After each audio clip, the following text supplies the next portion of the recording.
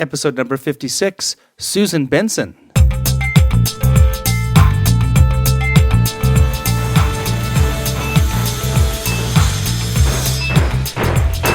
All right, cut to edge of stage. Great. All right, color frost.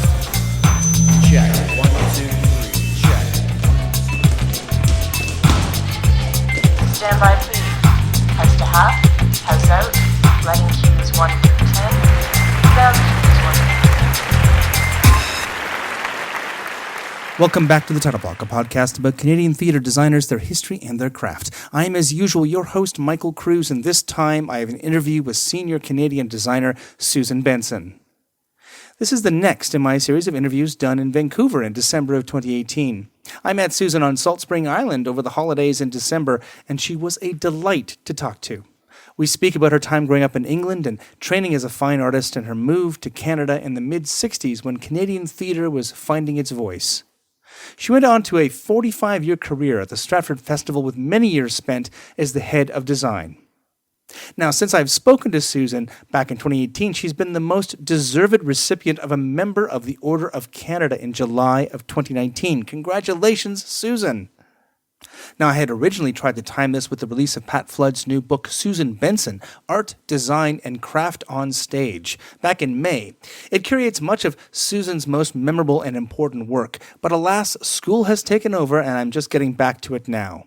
Now, to follow along with a visual aid to our conversation, you can check out that book or check for a link to Susan's own design page in the show notes. There's lots of visual material there that speaks to our conversation. Now, I also want to alert you to a live taping of the Title Block on October 6th, 2019, when I will interview Sholem Dolgoy on the occasion of his retirement from Ryerson Theatre School. Now, I spoke to Sholem in episode 13, but we had only an hour to talk, and there is so much more he wanted to say. Please join us at the Ryerson Mainstage Theatre on October 6th from 1900 to 2200 hours to launch Sholem into his retirement and celebrate a terrific design and teaching career. And just to remember to check out the show notes at TitleBlock.com. And if you like the show, please go to patreon.com/thetitleBlockPodcast and help support these efforts. Now here's my conversation with Susan Benson.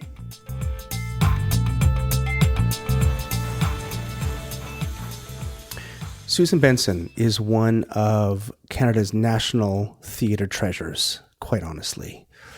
She's worked in Canada since 1966 as a set and costume designer. And she was the head of design at Stratford for many years, starting in 1981. She has many stories to share with us about the history of theatre in Canada, and I'd like to welcome her to the Title Block. Susan, welcome to the show. Thank you. And we are meeting here. You've graciously invited me into your home. You live here at Salt Spring Island with Michael Whitfield. And it's a bit of a rainy day outside, but it's been a beautiful trip so far out here in my Vancouver travels, and I'm happy to be here. So, Susan, tell me first, where did you grow up and how did you find your way to theatre? Oh, golly, it's a long way back, dear. It's 77 years ago. I was born in Britain during the war. That actually has had a tremendous effect on me, I've realised over the years. And my mother and my grandmother, and going back about 2 or 3 other generations, were in the theatre. My mother had a theatre school, which Chris Timothy at the moment is doing this road programme on one of the knowledge networks, and Chris Timothy was one of my mother's students, and primarily what she would do was coach people to go to Lambda or Dorada in England. She was also an adjudicator for the Sunday Times Drama Festival for Harold Hobson, so she also saw a lot of young performers right away across the country. But because I grew up in theatre, I was carried on as a bareback rider in a review when I was 4, I think. I shall always remember the makeup being put on. I hated it. And saw John Neville as Shylock at the Old Vic, worshipped Tanya Mazejevich from a distance, from a very young age. Had relatives at Stratford-on-Avon, so I used to go there at 14 and queue up for the Gods, tickets in the Gods at sort of 3 o'clock in the morning to make sure I got one. So it was a long history in the theatre before I even came over here in 1966. And you trained in the UK. Yes. Did you train in performance or design, or was it a... It balanced. Mm-hmm. I trained with my mother with a lot of theatre directing and acting, movement. She had this link with Lambda, so I would... I had quite a strong connection with Lambda, and at the end of my art training, one of the people working at Lambda really wanted me to start acting professionally. That gave me a very sound basis, though, as a designer, because I actually, from the time I was a small child, I actually did want to be a designer. And so my art training in Britain was primarily based on painting, and that's a subject I can go into in great depth. I'm very interested in how designers are trained, especially nowadays, where I have problems. The training I had as a painter and my background in theatre were my starting points in the theatre. And then, after being at Bristol, I went to the Royal Shakespeare Company, which was, in a funny way, my theatre. As I say, I queued at 3 and 4 in the morning to go and see productions. And I went to the Royal Shakespeare Theatre Company to work in wardrobe. And I cleaned sewing machines, I sewed hems. It was funny.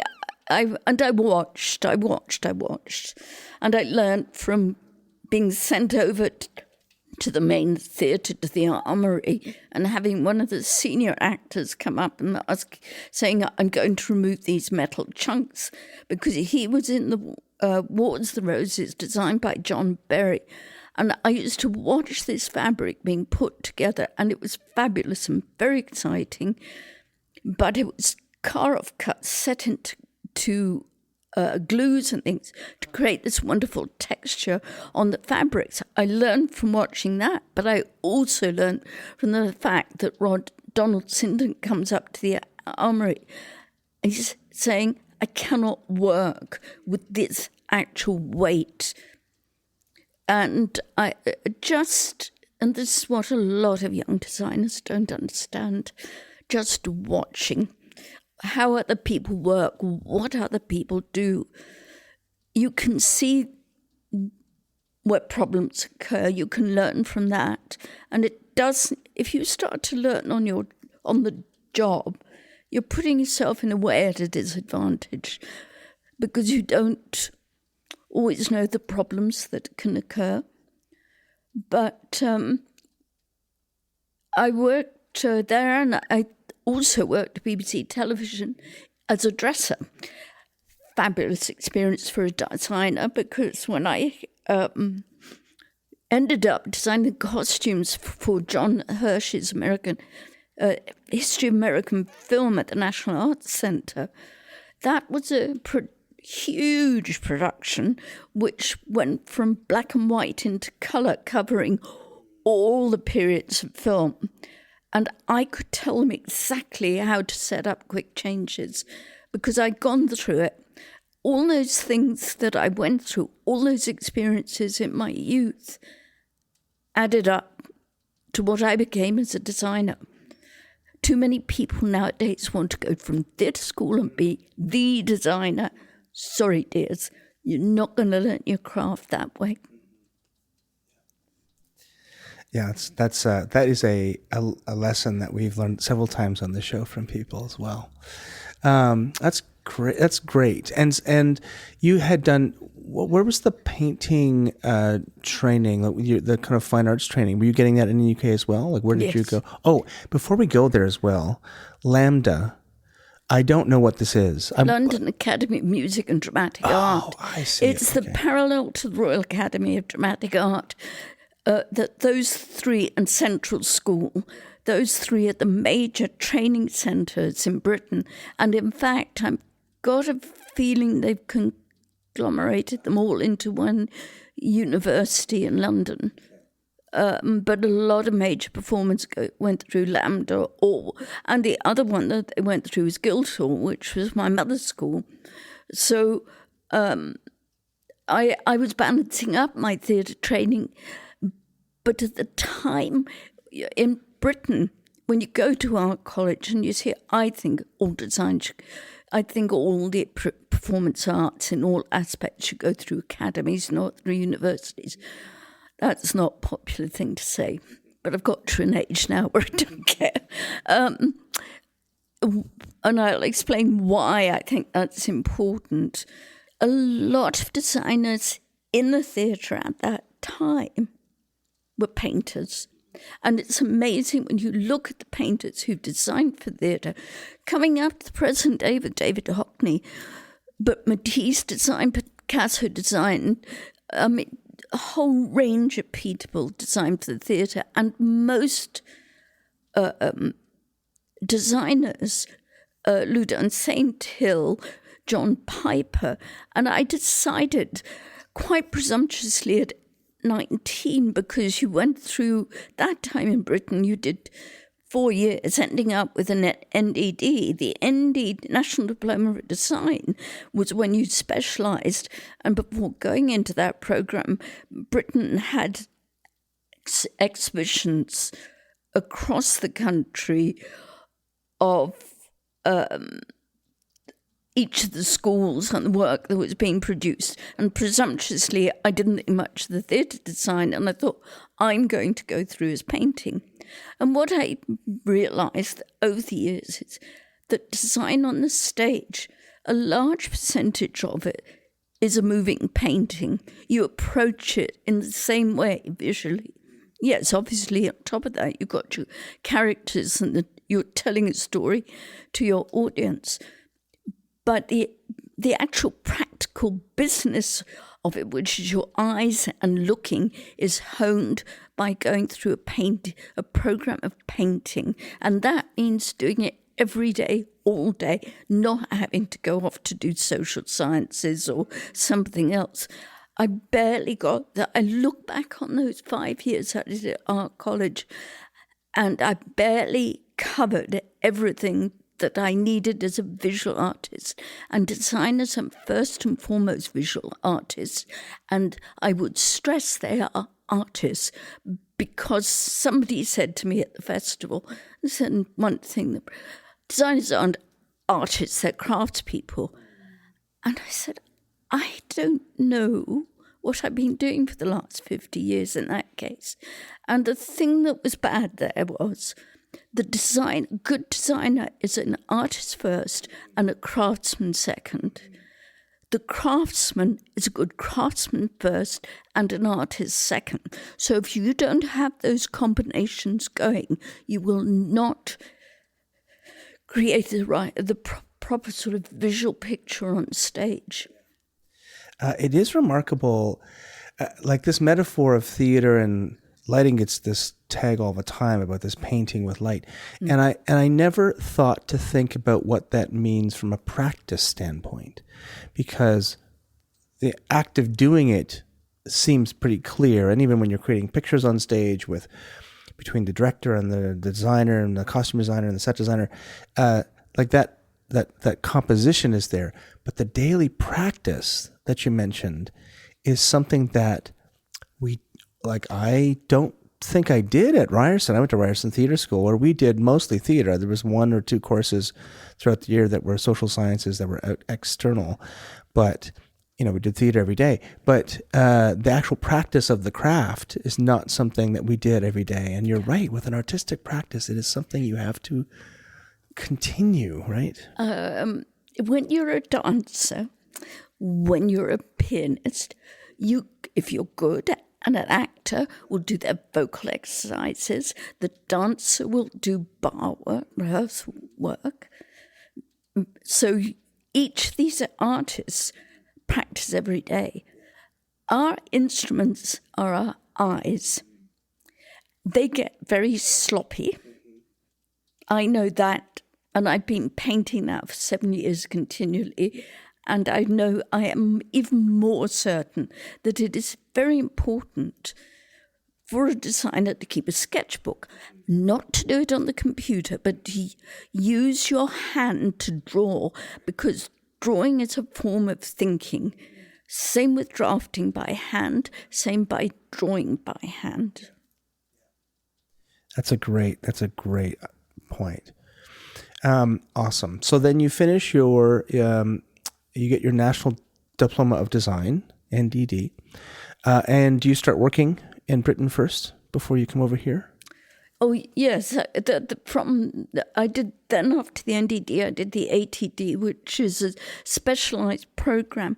It's funny, all through my life, each thing has added an element that has helped me. So ADD helped me with teaching and coaching and helping assistants. And it was very specialised year to primarily training us to be art teachers, to go into art colleges.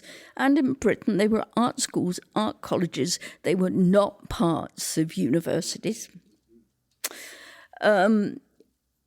And each of those parts is added up to the whole, I realise. You can't dismiss any part of your experience. The only thing is that in doing that and becoming so specialised, you really need to, if you're going to be a theatre designer, you almost need to do 2 or 3 years basic art training and then go and specialise for another 2 years, which nowadays is so expensive. That makes me cross. That's a very good point. And so what was your first, did you design theatre while you were at art college or art school? My first production was Alice Through the Looking Glass from my mother's theatre school, and I think the Theatre Museum have those designs. And I think I was 12 or 13. That's delightful. So we'll point people towards that, and they'll. I know that they've changed venues, but it's in Toronto, and we'll keep a link in the show notes for people to be able to contact them and see those firsthand. And then your design practice after you left art college. Again, you worked in Britain before you came here as a designer. I was starting to learn my craft. This is where I went to the Royal Shakespeare Company and BBC Television, which were two big because I watched and I looked and I learned. And I think it's essential for young designers to go through that stage where they're not designing, they're looking. Because in school, you're not, especially over here, you're not going to get that sort of experience. You need the practical experience of being around professionals and really seeing how it all works. And if you throw yourself in too soon, I've seen this happen. Really clever designers were given opportunities on main stages where they hadn't had enough experience doing small shows with no money. And you can't keep it up. You can't keep the pace standards up. That way, if you do it, you're building a house on sand and not on rock. And then what brought you to Canada? It was a difficult time in Britain. I went on and off theatre, I have to say. And my parents had been to Paris. They came home one day and they said they want professionals, people who qualified in different areas, to emigrate to Canada. And there was a lot of that happening in the 60s.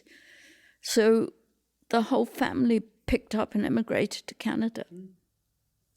And we went to Vancouver on the train. Biggest eye-opener. Across the great, you probably landed in Montreal or Halifax or something, and then we sailed. First place was Quebec City. That's where the immigration people came on.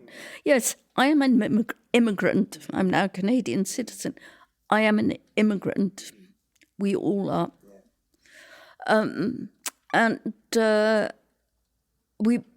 We disembarked in Montreal, and they were doing Expo was being built on the island. We got on the train and we went across the country. Most wonderful introduction to Canada.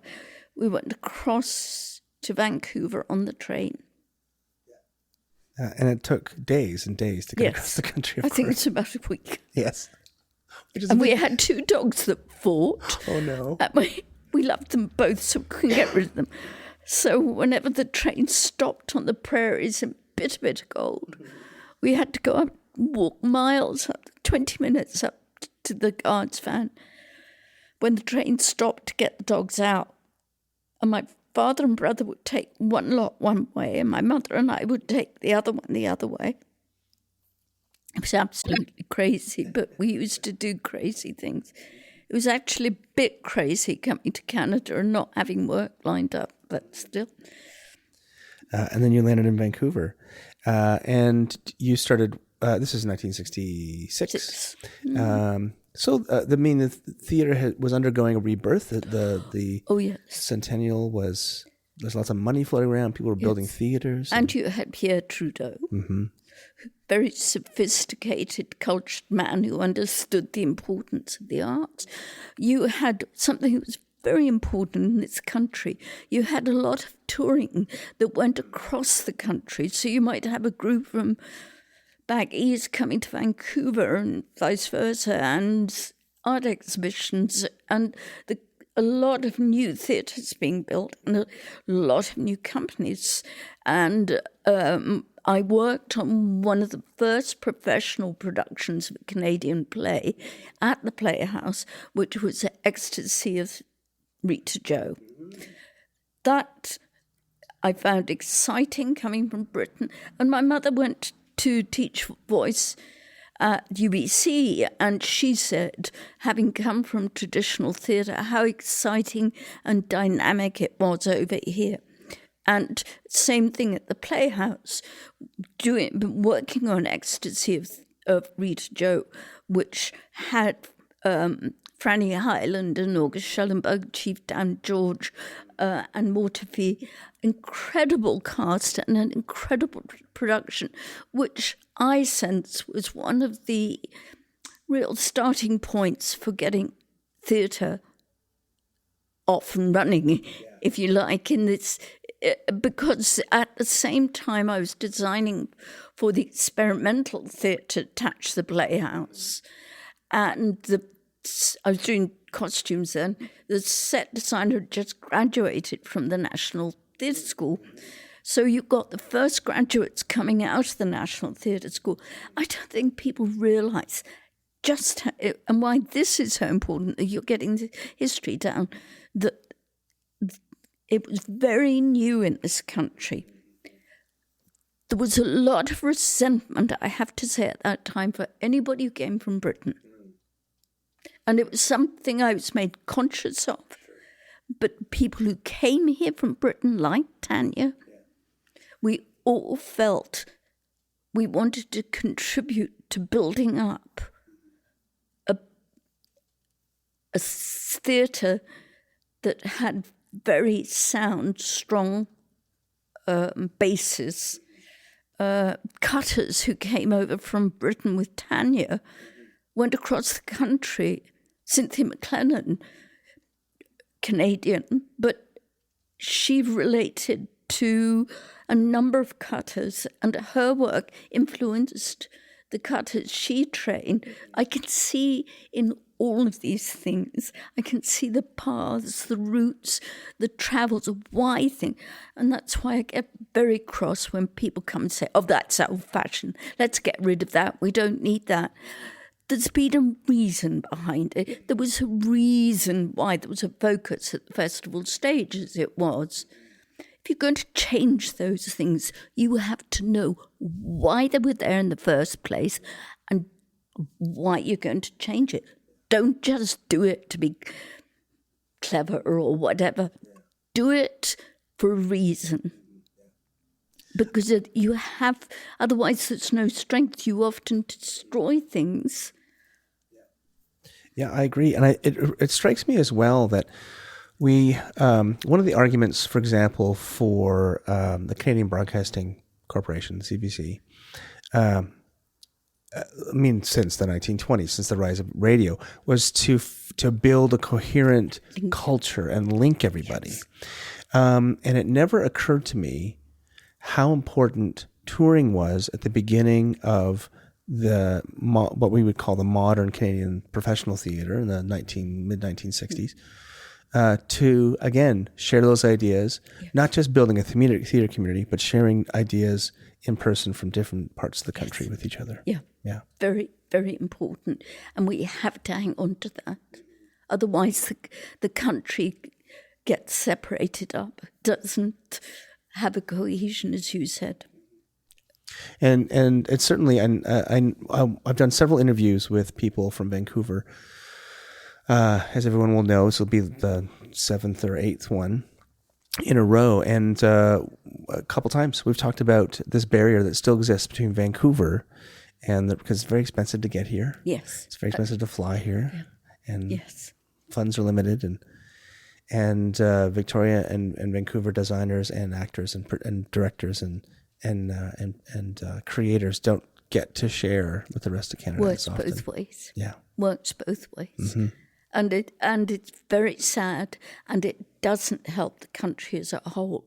And that's why I was very lucky in the 60s to come here when it was Pierre Trudeau who encouraged this. He understood how important the arts were, and the fact that the arts helped to give an identity to the country. And there is a strong identity, whether Canadians realise it or not. It's an extremely strong identity. One thing that makes me a little sad is Stratford.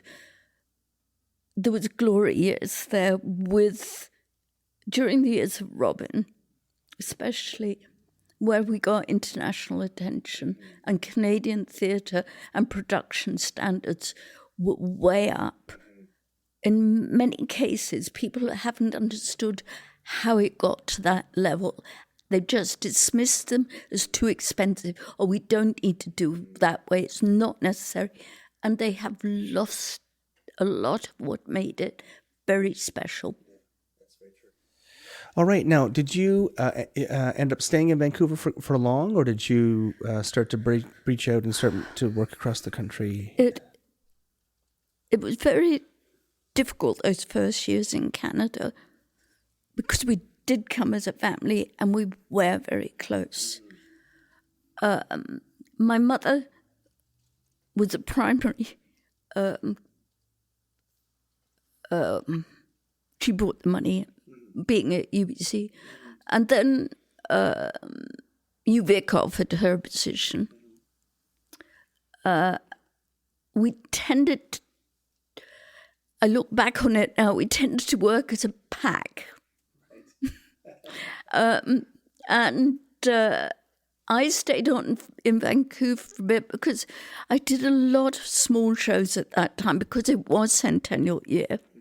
So Son of Raven, Son of Deer, Under Milk here in Victoria, building my own set, schooled on me, in a rickety old house. I look back horrified, but still, I learned all that. I was making my own masks in the basement at home. And you had to be, if you don't have much money and much support, teaches you to be creative with the materials you do have. So if you go into a big theatre like Stratford, where it's all there for you, you miss a great gap of finding out for yourself. And so I stayed, my parents moved to Victoria because she had a position with the theatre department. And then things happened and we ended up going back east. I did meet my husband in Victoria because he came back he'd gone down to Villanova to do his master's and came back and was working that summer theatre program, getting my mother tape recorders and things because she was teaching voice. So that was one good thing that came out of here. But my family went all the way back to Ontario, and that's where the base was for many, many years. So it's only 7 years ago that I've come back to the West Coast. And what kind of companies were you working with back east? Were you in Toronto, or you were in Stratford, or where were you located? Okay. So what happened between going... I ended up going to the Cranit Centre down in the States because, again, this is connections. You never know what connections. When we were in Vancouver, we met somebody called Peter Franklin White, who'd been a principal character dancer with the Royal Ballet in Britain. Peter went down to this new performing arts centre in the States, and they wanted a designer. So he contacted me. I went down there with a joint position, a prof in the theatre department as teaching design, and also being the designer for John Burrell, who'd been one of the three with Rafe Richardson and Laurence Olivier starting the Old Vic up after the war. And John, I was his designer there, so, and I spent 4 years there, I think. But before that, when I was in Vancouver, I had designed for Michael Bawtry and made a connection there. This is all about connections. So at the end of the 4 years, and Mike and I got together and we got married, and he was actually working down at the University of Illinois. We both wanted to come back to Canada, funnily enough, during Watergate. Parallels now. We wanted to come back, and Michael Bawtry offered us both positions at Stratford, designing, in my case, the medium. Minotti's the medium with Maureen Forrester in her first operatic role, and The Summoning of Every Man, a new Canadian opera, which Michael Bawtry was directing. And Michael also picked up a position assisting Gil Wexler. This is Michael Whitfield, just so everyone is keeping tabs. Yeah, not Whitfield. You can call him the Whitfield, but it is Michael Whitfield. And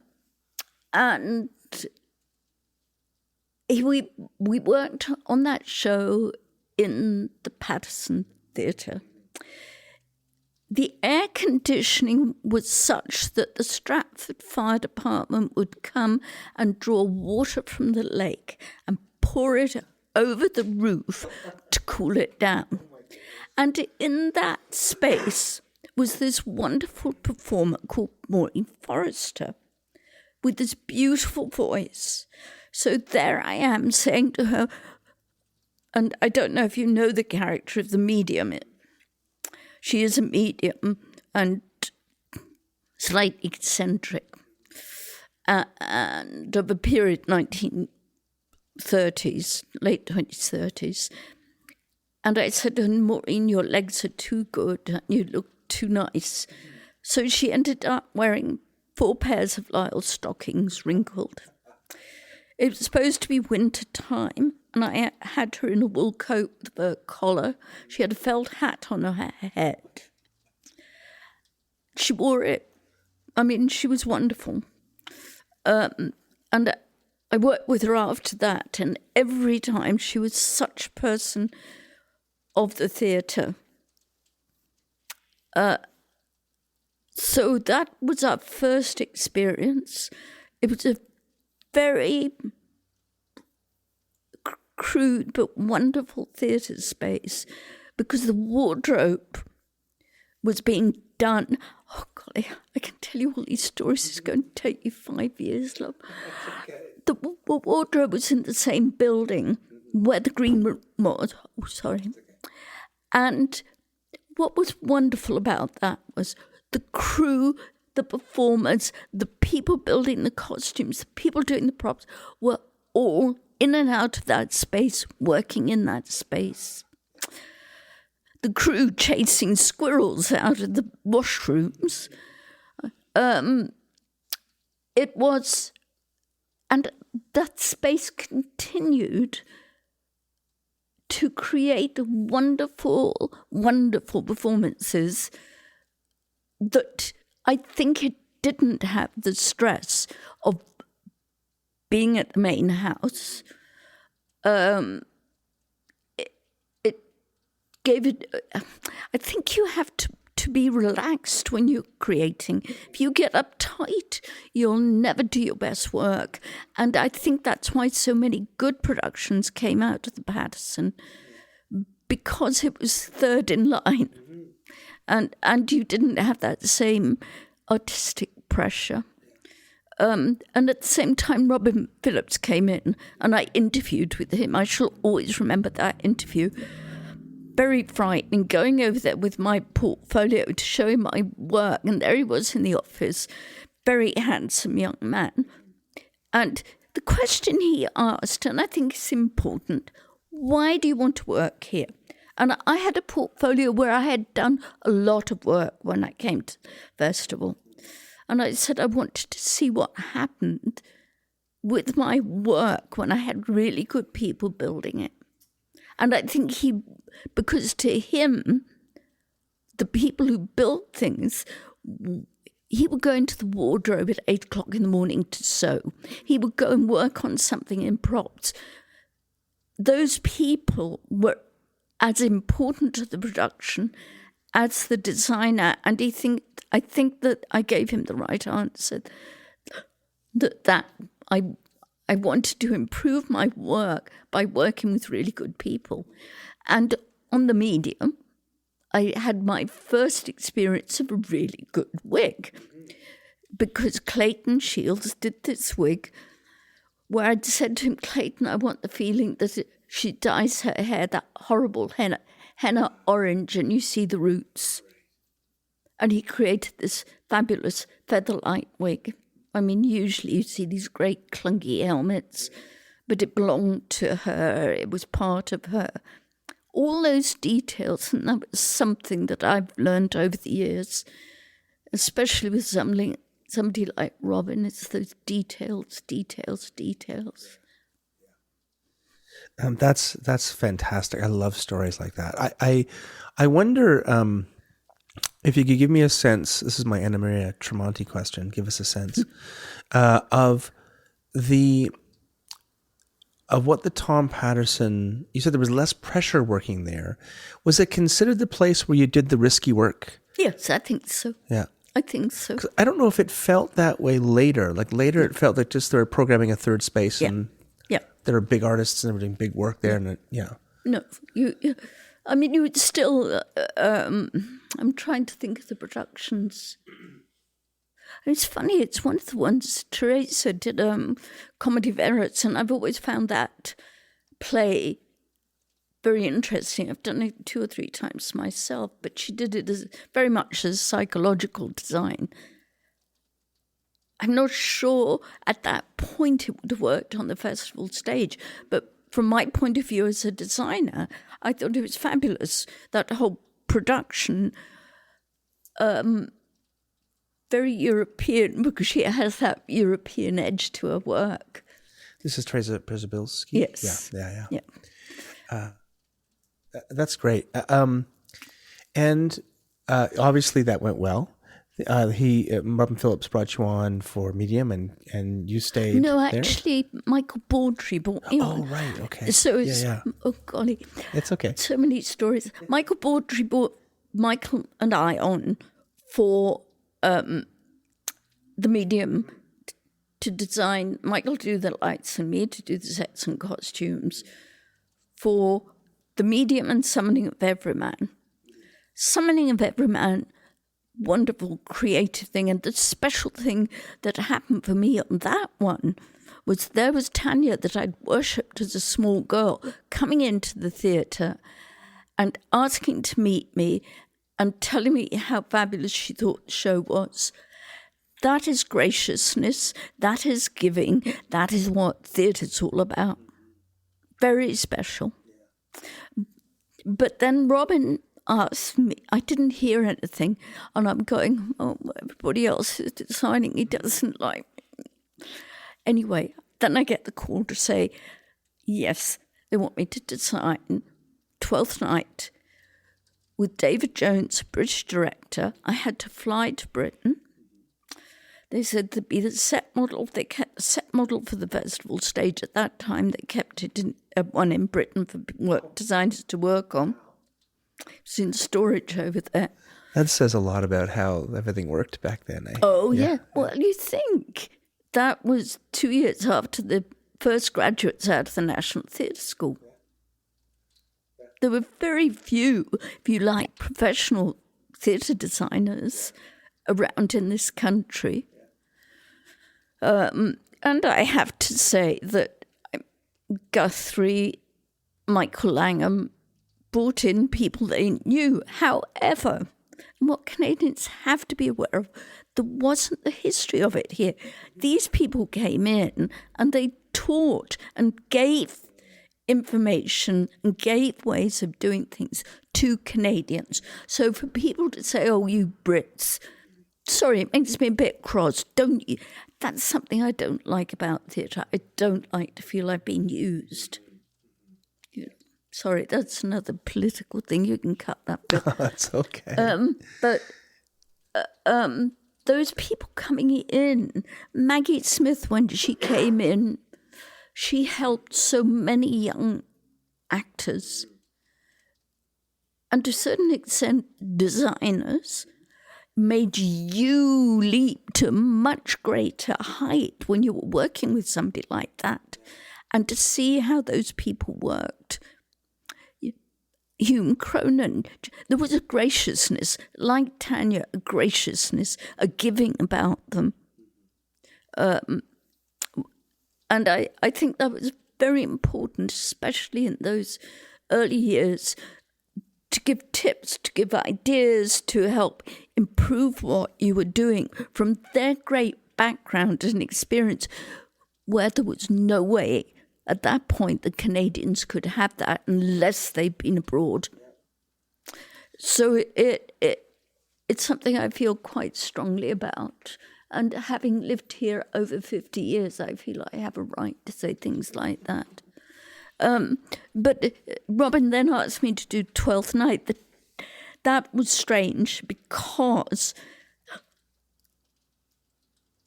going to Britain, talking to David Jones, I had to go twice. First time the set model was traditional, and then Robin changed the whole configuration.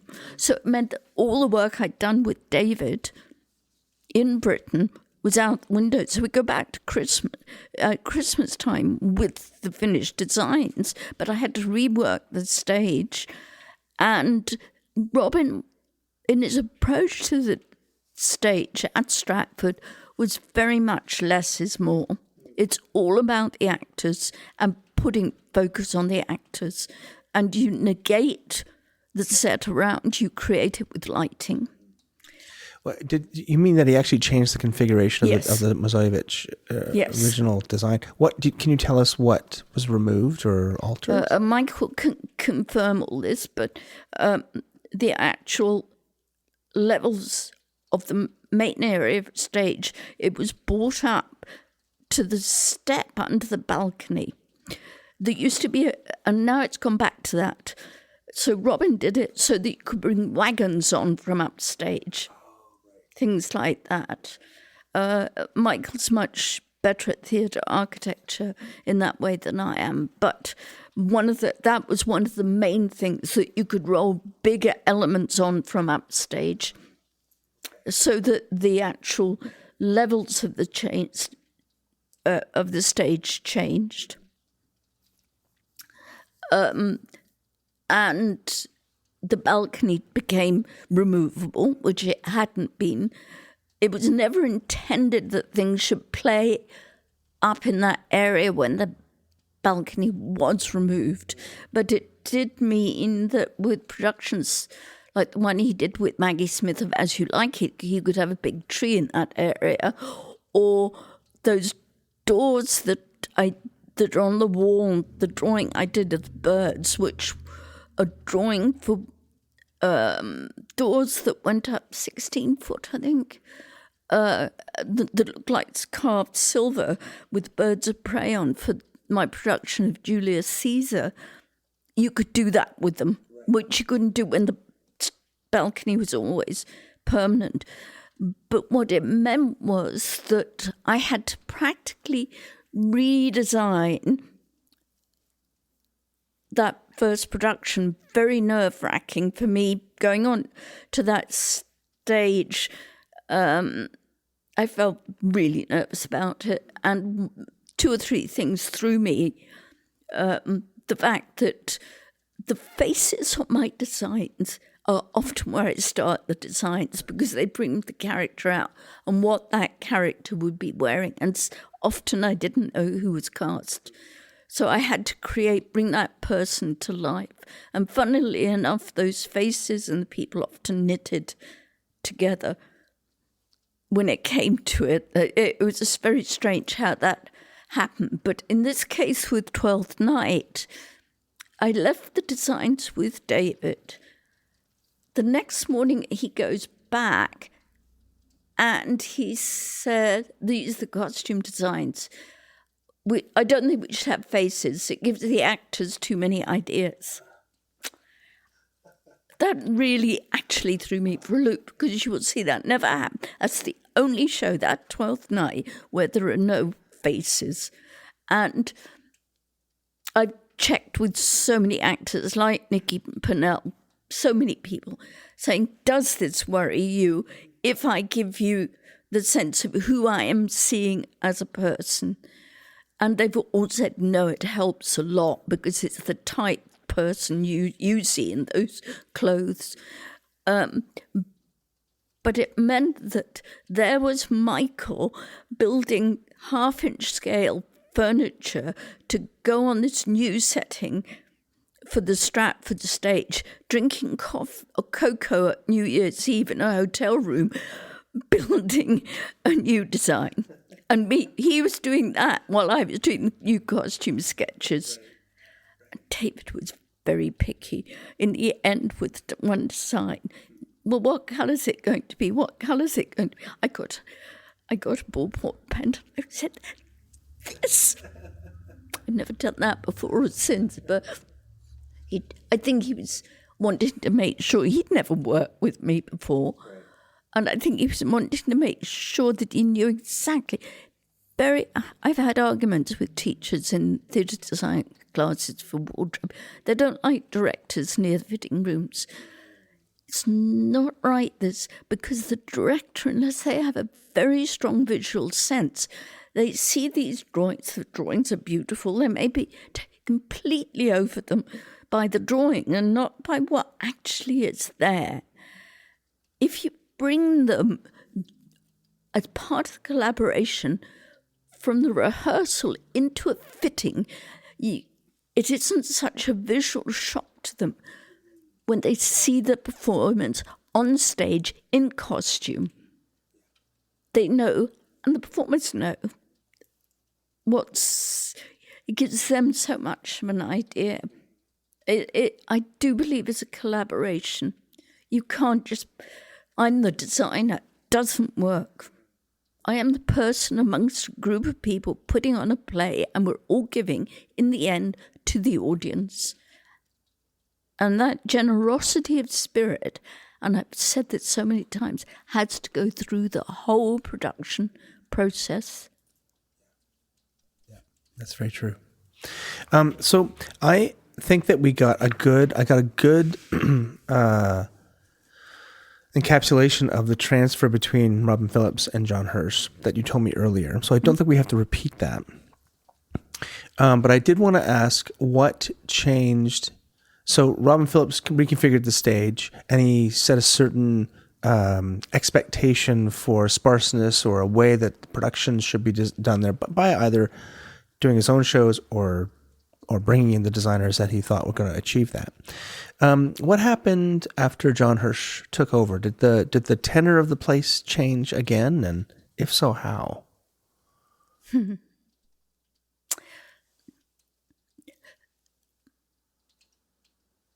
John was such a clever man. He was a man of the theatre, as I said, as was Robin, but two totally different people.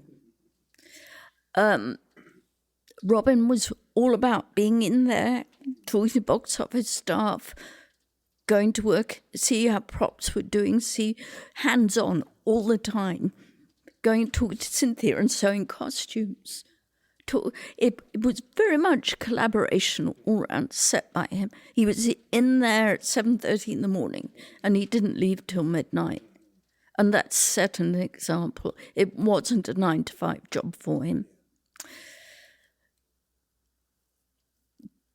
John, and also there is a difference between American and English approach to theatre. I think John had worked a lot in American theatre, and part of that is you have to be dramatic. The artistic director, the actors, all have to be personalities. I think, I'm just talking off the cuff here, trying to pinpoint what the differences were.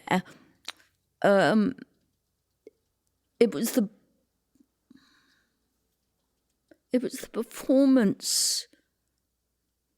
With Robin, it was the whole. With John, it was the performance. I think that pinpoints a lot, and I don't know if that makes complete sense. But I mean, we've worked through David William, man of immense background and experience, very cerebral in his approach. John Neville, a man of the English theatre, old English theatre in a sense, where Robin was a later generation, and John was very much the actor-director. But again, so much experience. And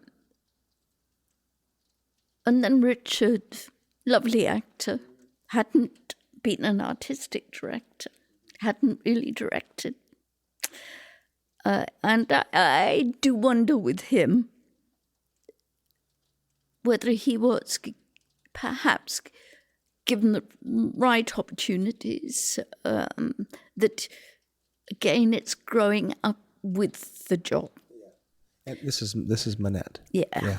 He was a lovely actor, and he did he had wonderful ideas going in there. But he started to get taken over by the board, administration, all those things, and you could see those ideas shriveling, and he being taken over by people who didn't really know what the festival was about. And that was a very sad time in a way. I know I was at Shaw I was just finishing at Shaw when they were rejigging the mandate, because Shaw had been very kind of constrictive. They were restricted to the time period of Shaw's life and plays written during that period, and they extended it to plays written about that period. After that, which expanded the kind of like material they could do, and certainly when it came to musicals, they were doing a lot more operetta kind of work, and they expanded it to sort of more modern musicals now. But Stratford's mandate seemed very well. First of all, I mean, I spoke about this too with Kevin Fraser. He reminded us that Stratford was a festival. Not just the theater, there was also music elements, and they brought in like Oscar Peterson, and but Shakespeare still was center stage. And over the years, obviously the Shakespeare work is still produced, but it seems like it's broadened.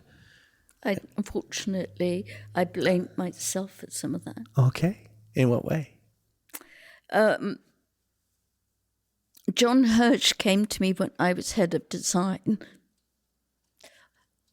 and said he wanted me to work with Brian MacDonald. And I'd not worked with Brian before. I'd met him once before. You could put his back up very quickly, very easily. But anyway, we met at the April. John said he wanted to start the Guild and Sullivan up. Brian and I clicked artistically. Something happened there. And there was a group. It was Mike. It was Bert Carrier, Brian, myself. But especially Brian and I evolving ideas. Brian trusted me.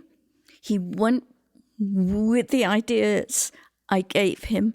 And the Mikado was probably one of the most financially and from the publicity point of view, successful shows the festival had.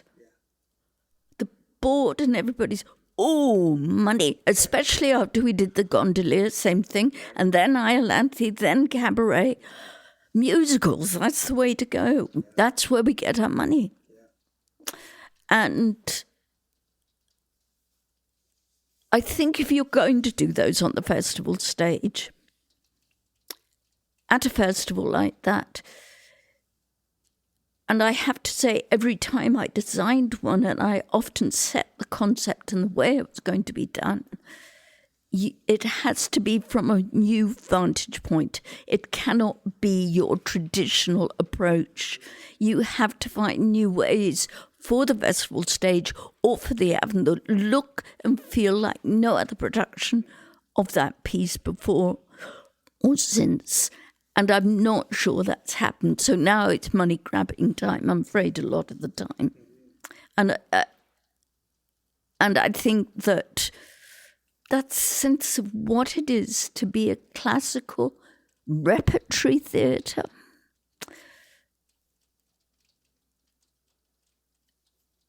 and a lot of North America, the States, that used to make me cross, actually.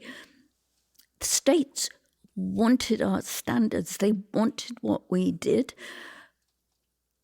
But when you brought them in to do those shows, especially in the design point of view, Desmond, Tanya, I, and the Canadian designers, other Canadian designers that followed on afterwards, the way we worked there with the production was being there. Being there. We didn't just throw over our designs, you create them. So when we did it, assistants working with us were not having to design the show or do the fittings or anything. They were there to observe, to learn, to grow, to gradually filter in and take over those design roles. Don't think that's happening nowadays. And it makes me very angry because that system helped a lot of the designers in this country, whether it was lighting or anything, and that has disappeared because people coming in at the top did not understand how the system worked and why it was like that. If you know why it's like that, really understand, change it. It's not that we're against change, but don't throw the baby out with the bathwater. I got really cross with Drabinsky too, because a lot of the really good production people and you can't blame them, stolen away to work on Drabinsky's because of the money. But what he wasn't doing was specifically keeping in mind the fact that they were being trained at Stratford. They were slowly working their way through the system so that they were trained. And I mean, the one thing, I think that the people I brought in as design assistants, that Michael brought in as design assistants, Pat Fladd, Sean Kerwin, Liz Aston, I mean, Christina Badubiak, Patrick Clark, Deborah Hanson, Doug McLean, they all have gone on to do things.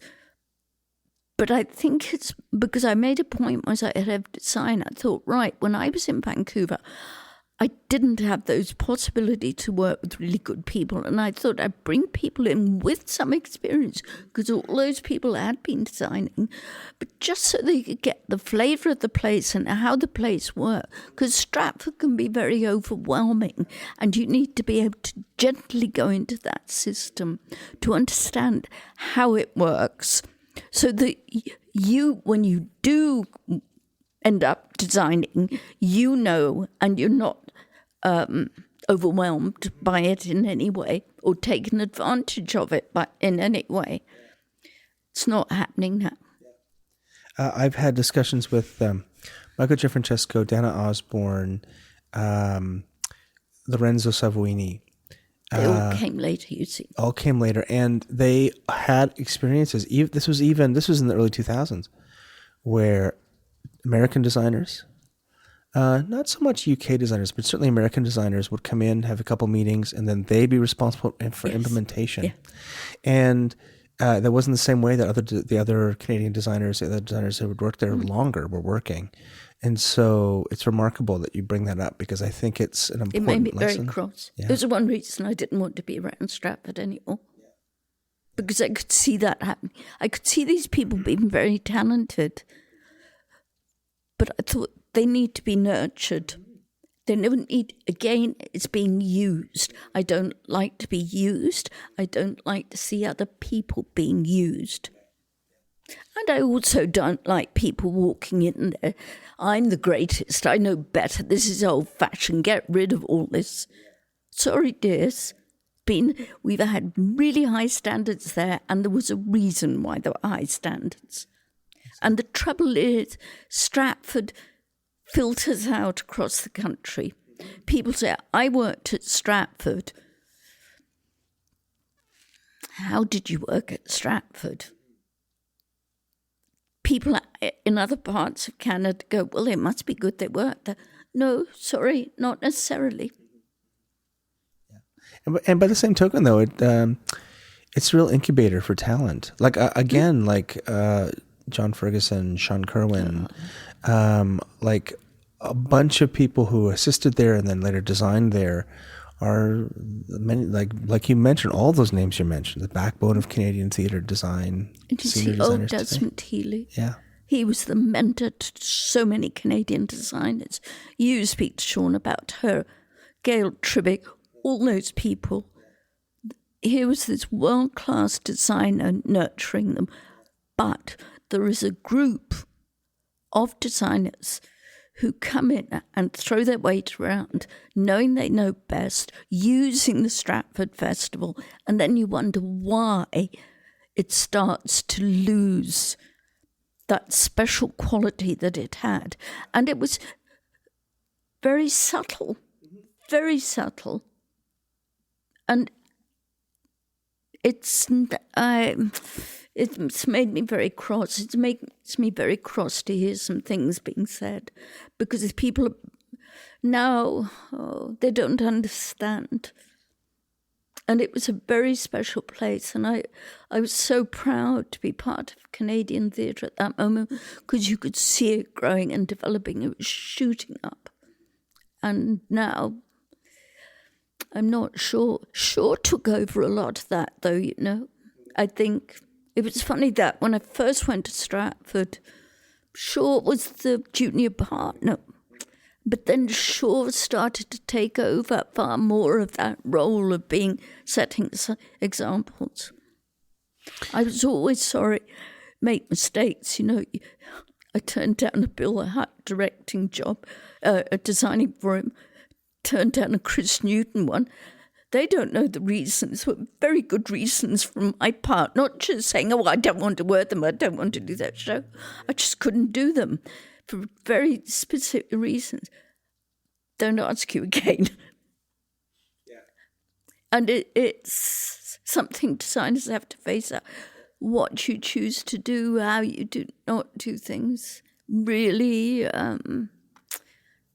it's a juggling act a lot of the time.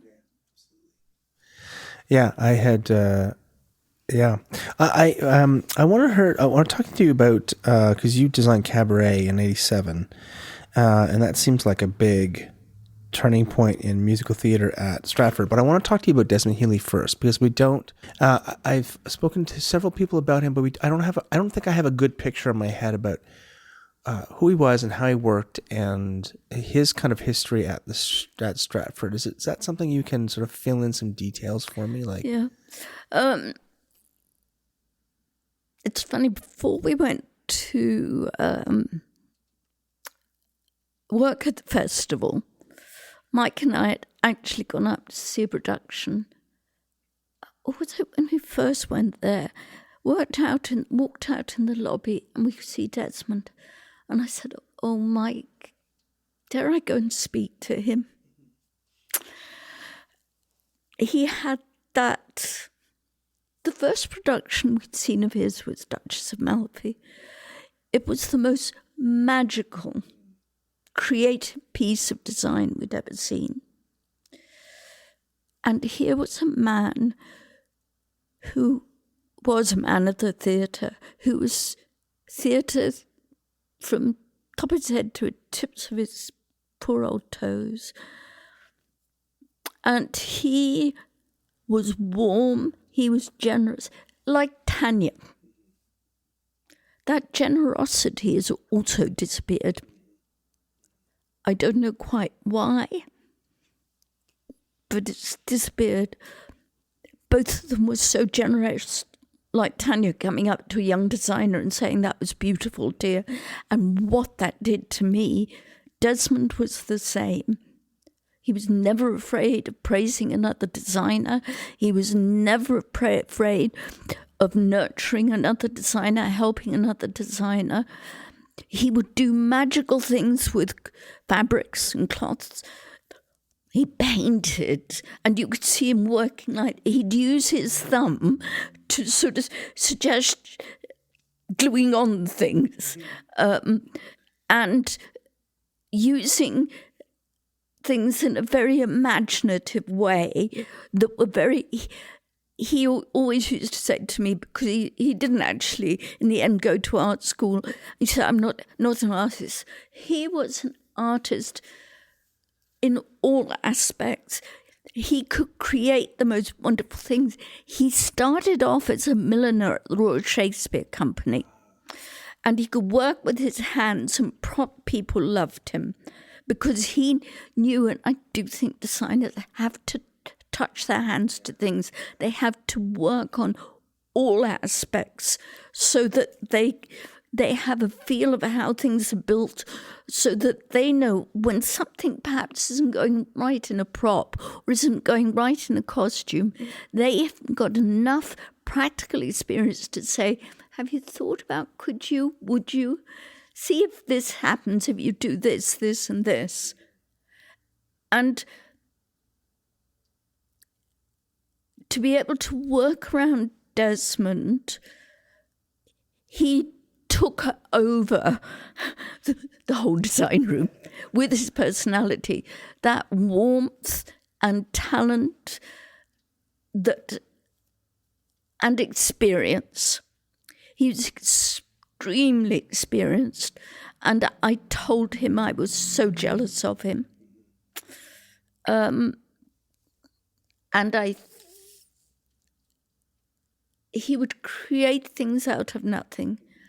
One of the problems that started to happen at the festival, both with me, with show productions like Midsummer Night's Dream I did with Maggie Smith, or with the Mikado, there was a lot of experimentation in it.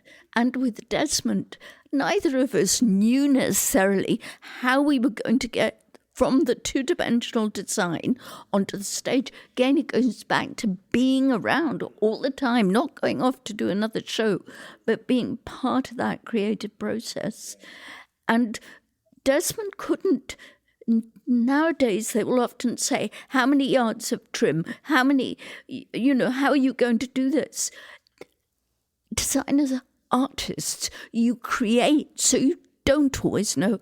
And you need the time for experimentation, to try out things, to do samples of things, to see how they'd work.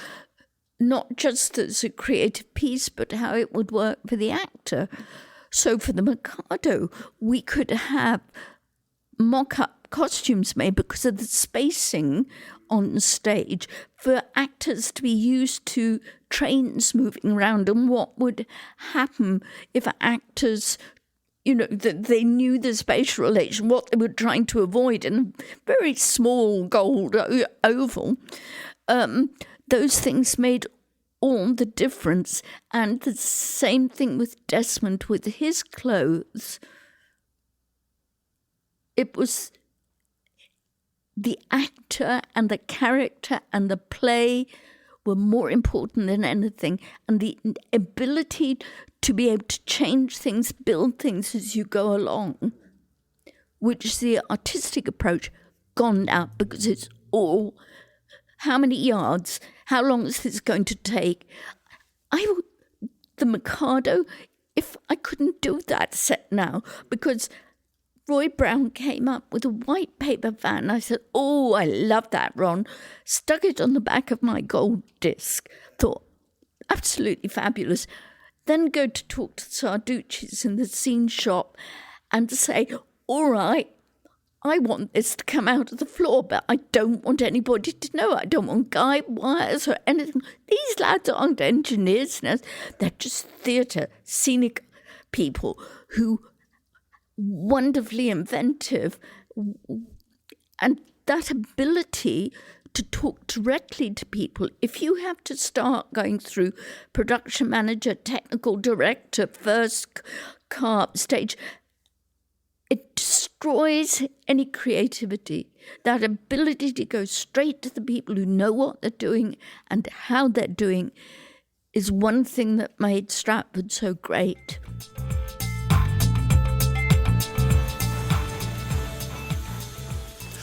Hi there. Yeah, I know this interview is going really well, but before you skip ahead, just shuffle over to the show notes if you could and click on the link to the Patreon page for the title block. It does cost money to produce this time capsule of theater design history, and for a couple of bucks an episode, you can ensure that I can continue to put out great interviews with designers like Susan Benson.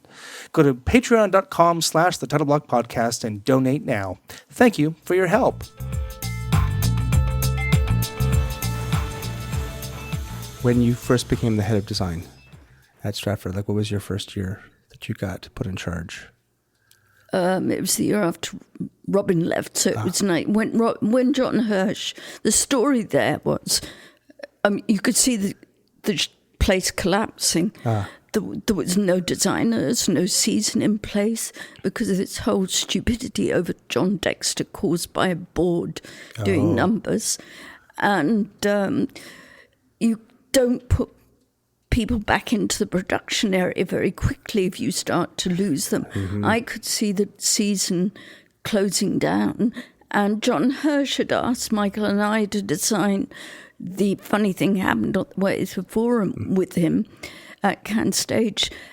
I'd done a history of American film with him and a 12th Night at Young People's, and we started working on history of American film, and John came up to me and he said, they've asked me to be the artistic director. Would you be my head of design? I thought that because having worked around Daphne Dare, also not having very much confidence, in spite of the fact I'd done over 200 shows before I went to Stratford, my mind went, I'm not ready for this. However, I saw that the theatre was in a mess. And this was Christmas time. John was doing show, I think he was at Seattle Rep at that time. And I'd enjoyed working with him tremendously as a director. He was very much a man of the theatre, like the artistic directors, Robin, David Williams, John Neville. All of those people had been people of the theatre. They'd done major productions, run major theatre companies, and John Hirsch the same. And so I said to him, well, I'm not sure, John, but I am very concerned that the festival will collapse. We had no designers. We had no productions. He quickly gave us a list. So it was people like, and these people don't get recognition, but John Hayes, Richard Dennison, Muriel Sharon, myself, and Michael was getting the lighting design back into shape again, hiring people. And you know that normally the season at Stratford is put in place by middle of September at the latest. Mm-hmm. This was end of December and nothing. And a lot of people don't know this. And the group of us, and a very small group, really pushed it through. And then on top of that, the production staff, we all worked together and we got that opening at the same time so that the audience never knew there was this giant hiccup. So I was hiring design assistants, getting designers in, and it was quite an experience, I have to say. Yeah. And I often feel that we didn't get, as a group, we didn't get recognition for the work, the very hard work we did to get the festival to continue without a hitch, because we were very torn, because we thoroughly enjoyed working with Robin. His style, his approach, his professionalism, difficult times, but many good people are difficult. But as I said before, his egos, his difficulties was always to do with the production. But then trying to get that season on, and it went really, considering it went very smoothly. The only clue that there might be problems was when John came up to me and he said, "Where are these people? They're not talking to me." And I'm saying, "John, they're working their butts off trying to get everything ready for you on stage." And he did like to have drama backstage, in some ways even more than on the stage, but he was a man of the theatre. And I think that term to me is important, to be of the theatre. There's a special type of person. When you left Stratford, was that part of your retirement then? Was that like the end? I didn't retire. Okay. This gets into politics. Oh, okay. Growing up in the theatre, I was told stories about Lillian Baylis feeding her actors in the wings at the old bit because she couldn't afford to pay them, so she cooked them sausages and bacon. Yeah. So I grew up in a theatre like that was dirty around the edges. I grew up in a theatre where there was a certain amount of humility, especially from the great stars. I grew up in a theatre where people apprenticed, rose up through the ranks.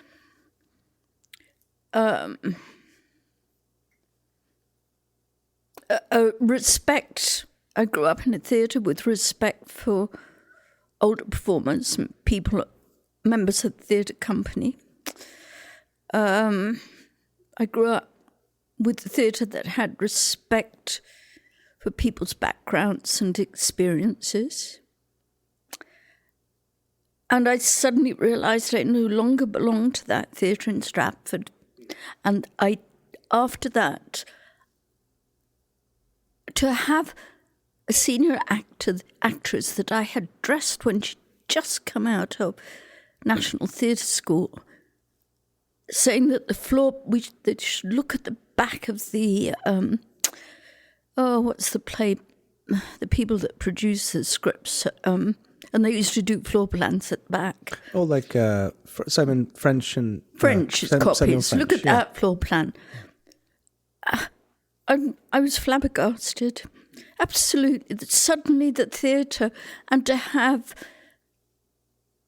actresses suddenly saying how the design should work or not work, to somebody of my background and experience, I thought, thank you, dears, very much. This is not what I want. And as I was seeing the reality of a real life outside, with hospitals and so on. It just made it very... I never thought I'd leave Stratford. I never thought I'd want to leave. I was appalled at the way Michael was treated.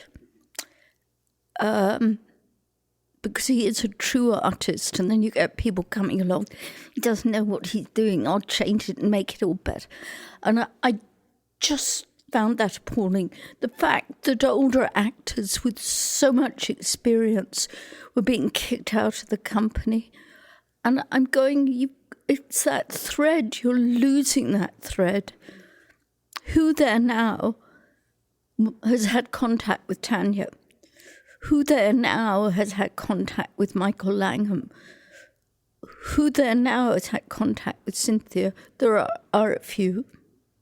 But it's that thread, that path that needs to be followed. So you asked, and I have told you. And I appreciate that. I think that's an important message as well. I want to back up and talk about cabaret. And I didn't end up seeing it. It was in 1997 on the main stage at Stratford. And but I had friends who went and saw it. I was a bit young, and I had friends who were older grades and teachers and instructors of mine who had saw it, and they all thought it was extraordinary and surprising and invigorating. And given that Stratford had done and had been known for the extraordinary work on the Mikado and the other operettas, and to have suddenly now done cabaret. That was probably a matter of audience and appeal and money and all the things that sustain the theater financially. But what was it like to sort of approach cabaret on the main stage in the Festival Theatre? Well, it's a different style. One thing, I changed the way I put things down on paper, trying to capture the style of a piece. So where I might have used watercolour and pencil, I didn't. I used coloured inks and oil pastels and huge, bold things just to tie down in my head. Also, I was born during the war. I know what the war means. If I were to do cabaret today, I would make it even more so, and I would have made it really grubby and really nasty. It's a fascinating piece of theatre. Very tricky on the festival stage because of transitions. All the time you're going from reality to the unreality of the cabaret, or the reflected reality of the cabaret. It says so much about that time, pre-Second World War. I do a lot of research before I do a piece, and I read about Germany after that, and you understand where a lot of that came from, and where a lot of the echoes of what's happening nowadays are coming from.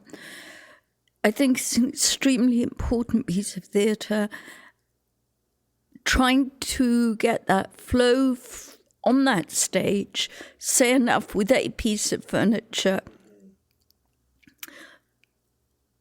wheeling it on and off. The practicalities are as important as the overall vision. I wanted to do the harshness, harsh colour palette of the cabaret in contrast to the very, which was a period palette of the people in real life, the browns and greys and so on. It's funny, Eric McCormack was in that company. I don't know if he remembers. He was one of honestly, the people you look back on and being in a company. And I think both Brian and I and Michael wanted to give the horror of what was happening. I do think it's an important piece. And if Nicholas Heitner asked me to design it for him, I'd go like a shot.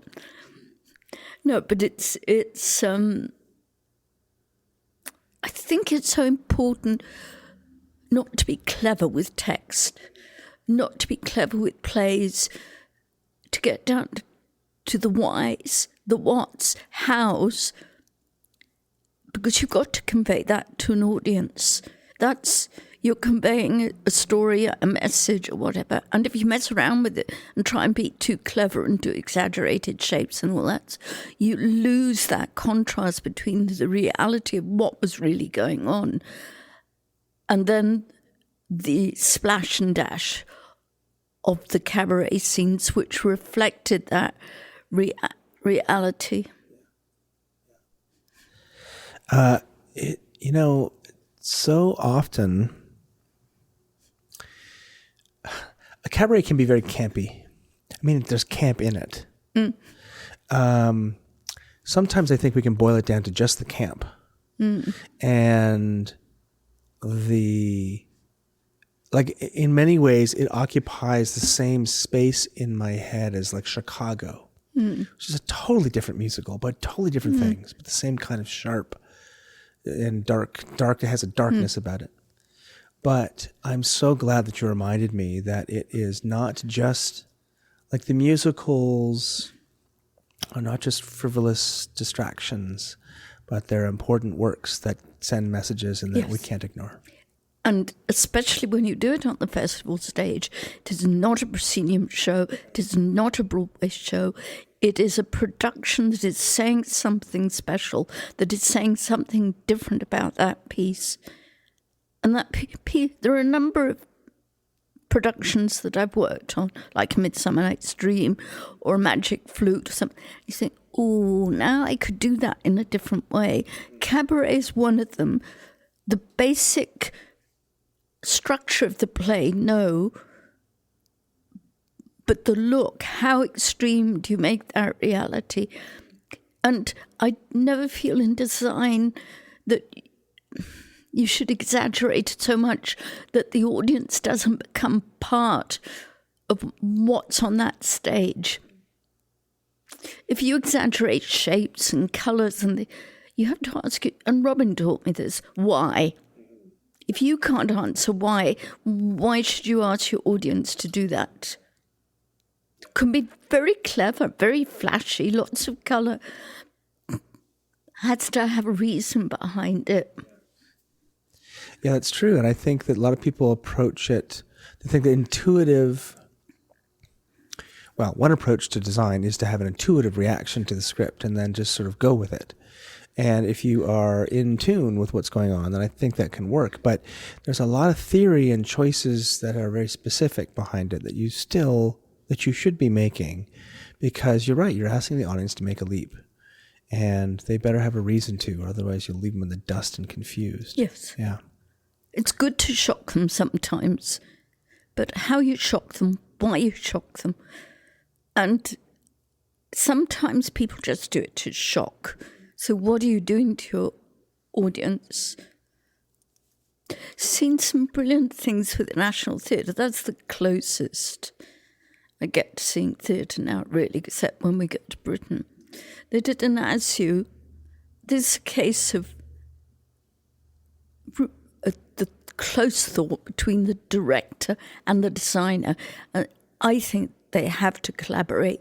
They have to be able to exchange ideas and grow. And this was obviously one, because I saw it at the National on the television, on the films, and I thought, I don't like this. The court, harsh colours, patterned carpets, computers, desks, hard, so many people, so much visual noise.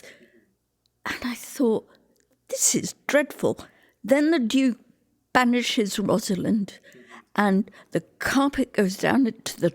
I've never seen anything like it. Just technically, those chairs, those computers with, some cases, people on, go flying up.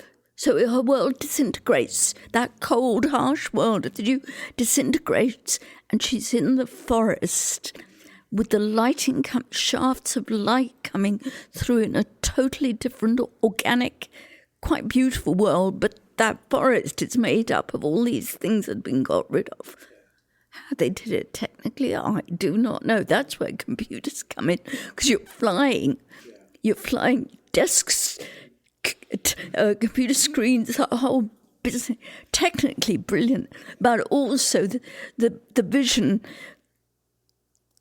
was so right for what they were trying to do. And I thought perfect knitting between the designer and the director.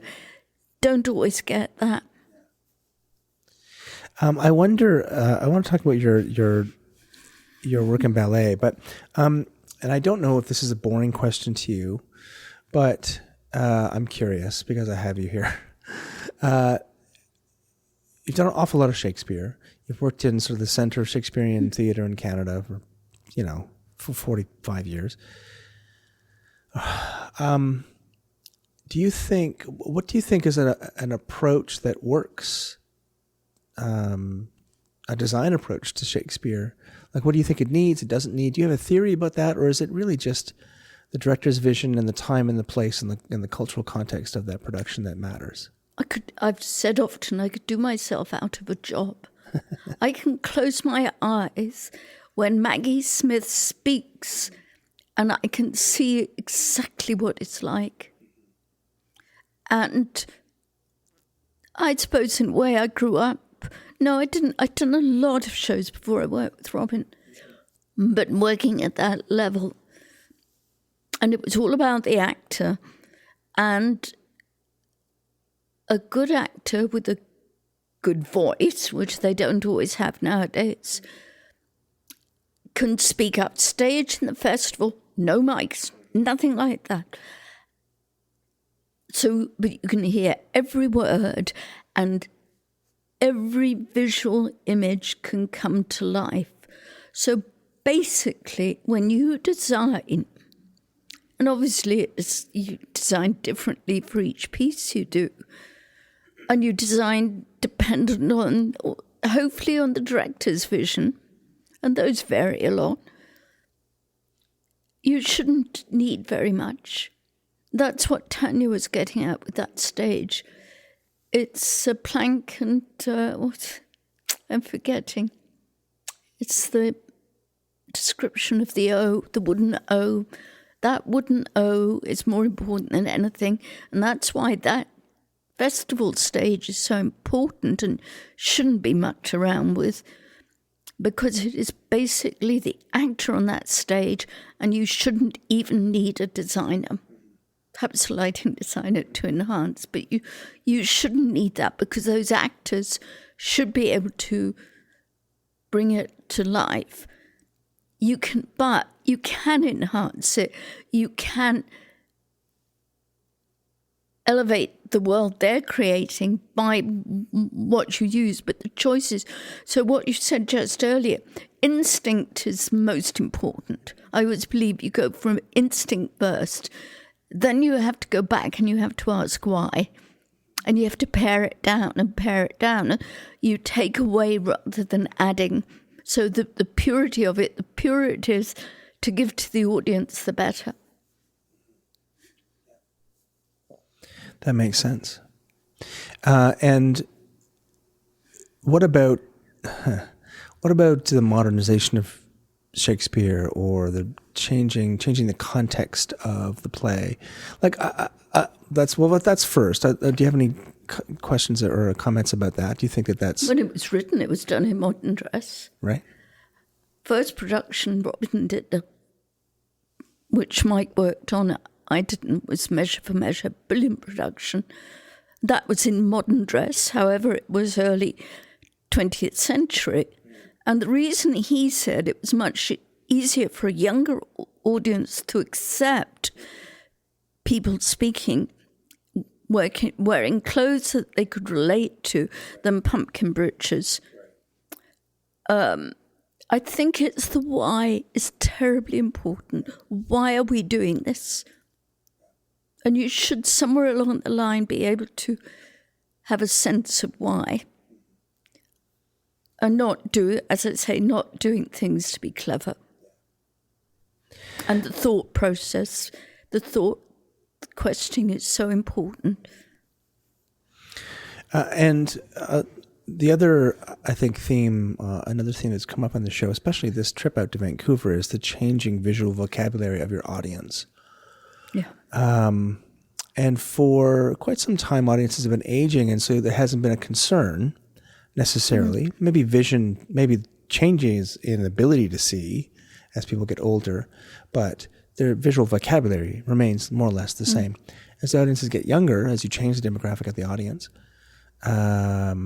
Mary Kerr and I talked about the flattening of the visual vocabulary because of screens and everything else.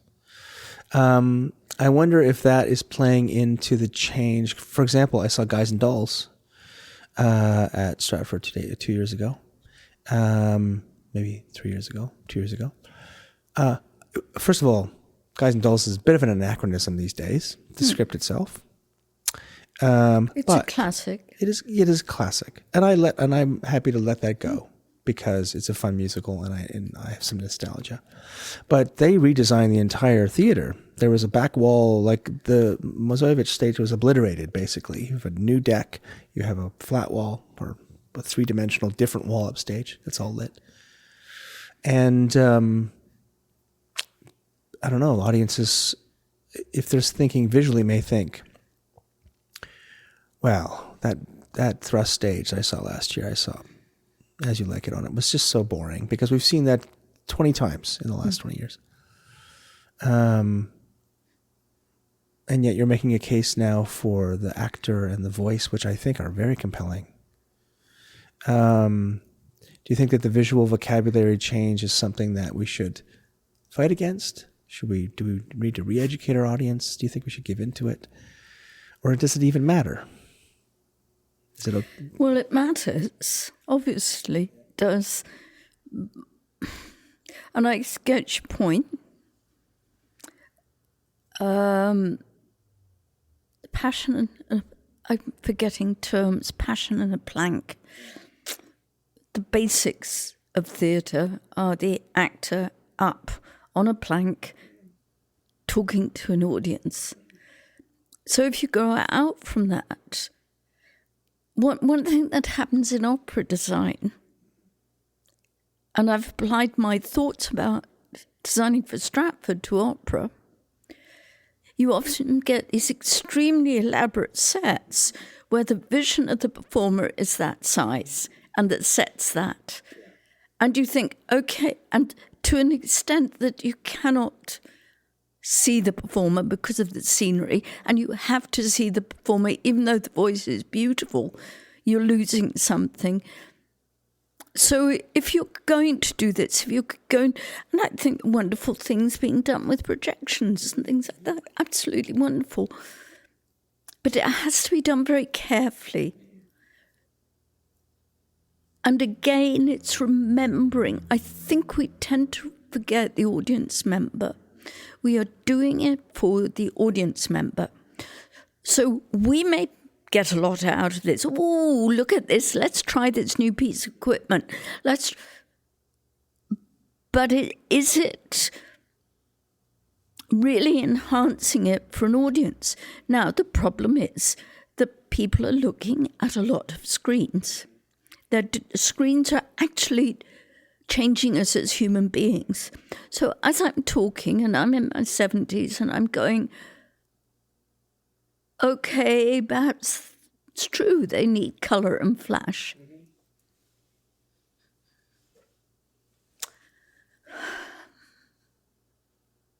Did you seeing that production, did you get anything more out of that musical, knowing what the period was and the reaction of people historically, because it is our historical piece now, by having all this flashy wall and stage floor?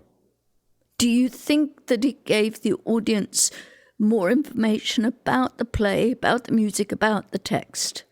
If it did, fine. Not sure the festival stage is the right place for it. Because it sounds like Broadway come to the festival, and I say that the festival's mandate should be to find things, not to be sticky about it and stick in the mud about it, but find ways that respect what the stage is, that it is in the round, it isn't a proscenium, it isn't flat. How can you do it imaginatively so that, okay, you do have elements of contemporary visual society in the design on that stage, but the thought process has to be there, and it has to work with both the designer and the director, communicating and exchanging ideas, and not just the director saying, well, we're going to do so-and-so, or for that matter, some designers being so cocky and full of themselves, no, we'll do it this way. It's collaboration between all parts of that group, that family, that company. And I do want to say that I thought that the design team did an extraordinary job. Like, it was a beautiful show. And Donna Fior, her choreography was explosive. And, like, I thoroughly enjoyed it. But it wasn't Shakespeare. And it wasn't, like, I could have enjoyed it on the Avon or on at the Royal Alex. And I would have not lost anything. Sometimes I wonder if it's just that there are more seats in the festival stage than at the Avon. Oh, yes. That's why they do them there. Yeah. So, okay. And things have to change. I don't want Stratford to become an anachronism in and of itself either, because we want audiences are going to demand. And I did want to mention, let's talk about opera, because you went there. Opera very much has a larger-than-life, at least the main stage opera. So there's a large movement of sort of new independent opera companies making interesting work with different genres of music and different approaches and different scales. But even on the large stage, we still need to have a human scale going on. You're right about the losing the person. Do you remember the first opera that you ever worked on? That must have been a while ago?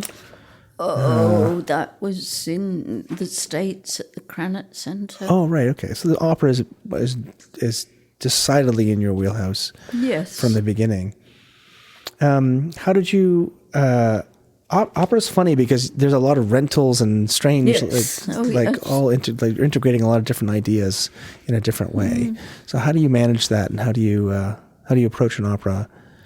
Let's say the costumes are going to be rented, but you're designing a new set, or vice versa. I've been lucky.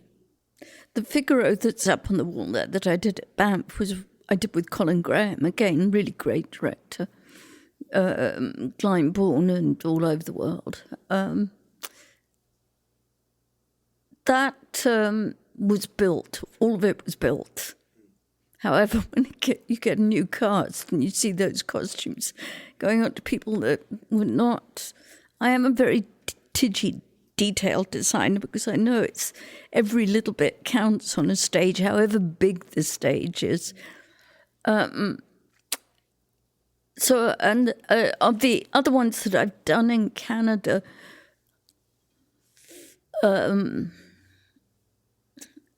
I did for a Gourmet Court Fall Festival 2 Minotti pieces years ago, and some of that was rented, and you really have to know what you're doing. And that's, again, going back to the beginning, when you have no money, you have to be able to compromise, to be imaginative in the way you put things together. And I could usually more or less pull my designs together. Of the big ones that I did... often it's hard getting a connection between the set designer and costume designer. Robin Dunn, very clever designer, did the sets for La Forza del Destino, which John Copley directed, again, world-class director. And I was very torn because I'd been asked to do these period costumes, and Robin Don had done a very graphic set with giant spots creating texture on them, and he wanted me to pour white paint over the clothes. I was torn. I could see how, but it wasn't coming from me. It's perhaps if I'd done the whole thing, and I could have accepted pouring white paint over the clothes. That was a very difficult choice. So you've got shows, productions where you've got one person doing sets and one doing costumes, and coming to terms with a cohesive look. The ones that have been my Madame Butterfly at the COC is always something that's very special to me because I was able to get a cohesion to it. I did one of the big operas, first big operas I did was Don Quixote, a New York City opera. That was horrendous because I'd done big, lovely drawings that I knew were right. So I took them down to New York, and I've heard the same story from other designers. Lovely, dear, lovely, leave them with me, and I'll have fabric swatches for you. Then I come back a few months later. Oh, you go back and swatch and find the fabrics. So you go back, bring the fabric swatches back, what you'd like.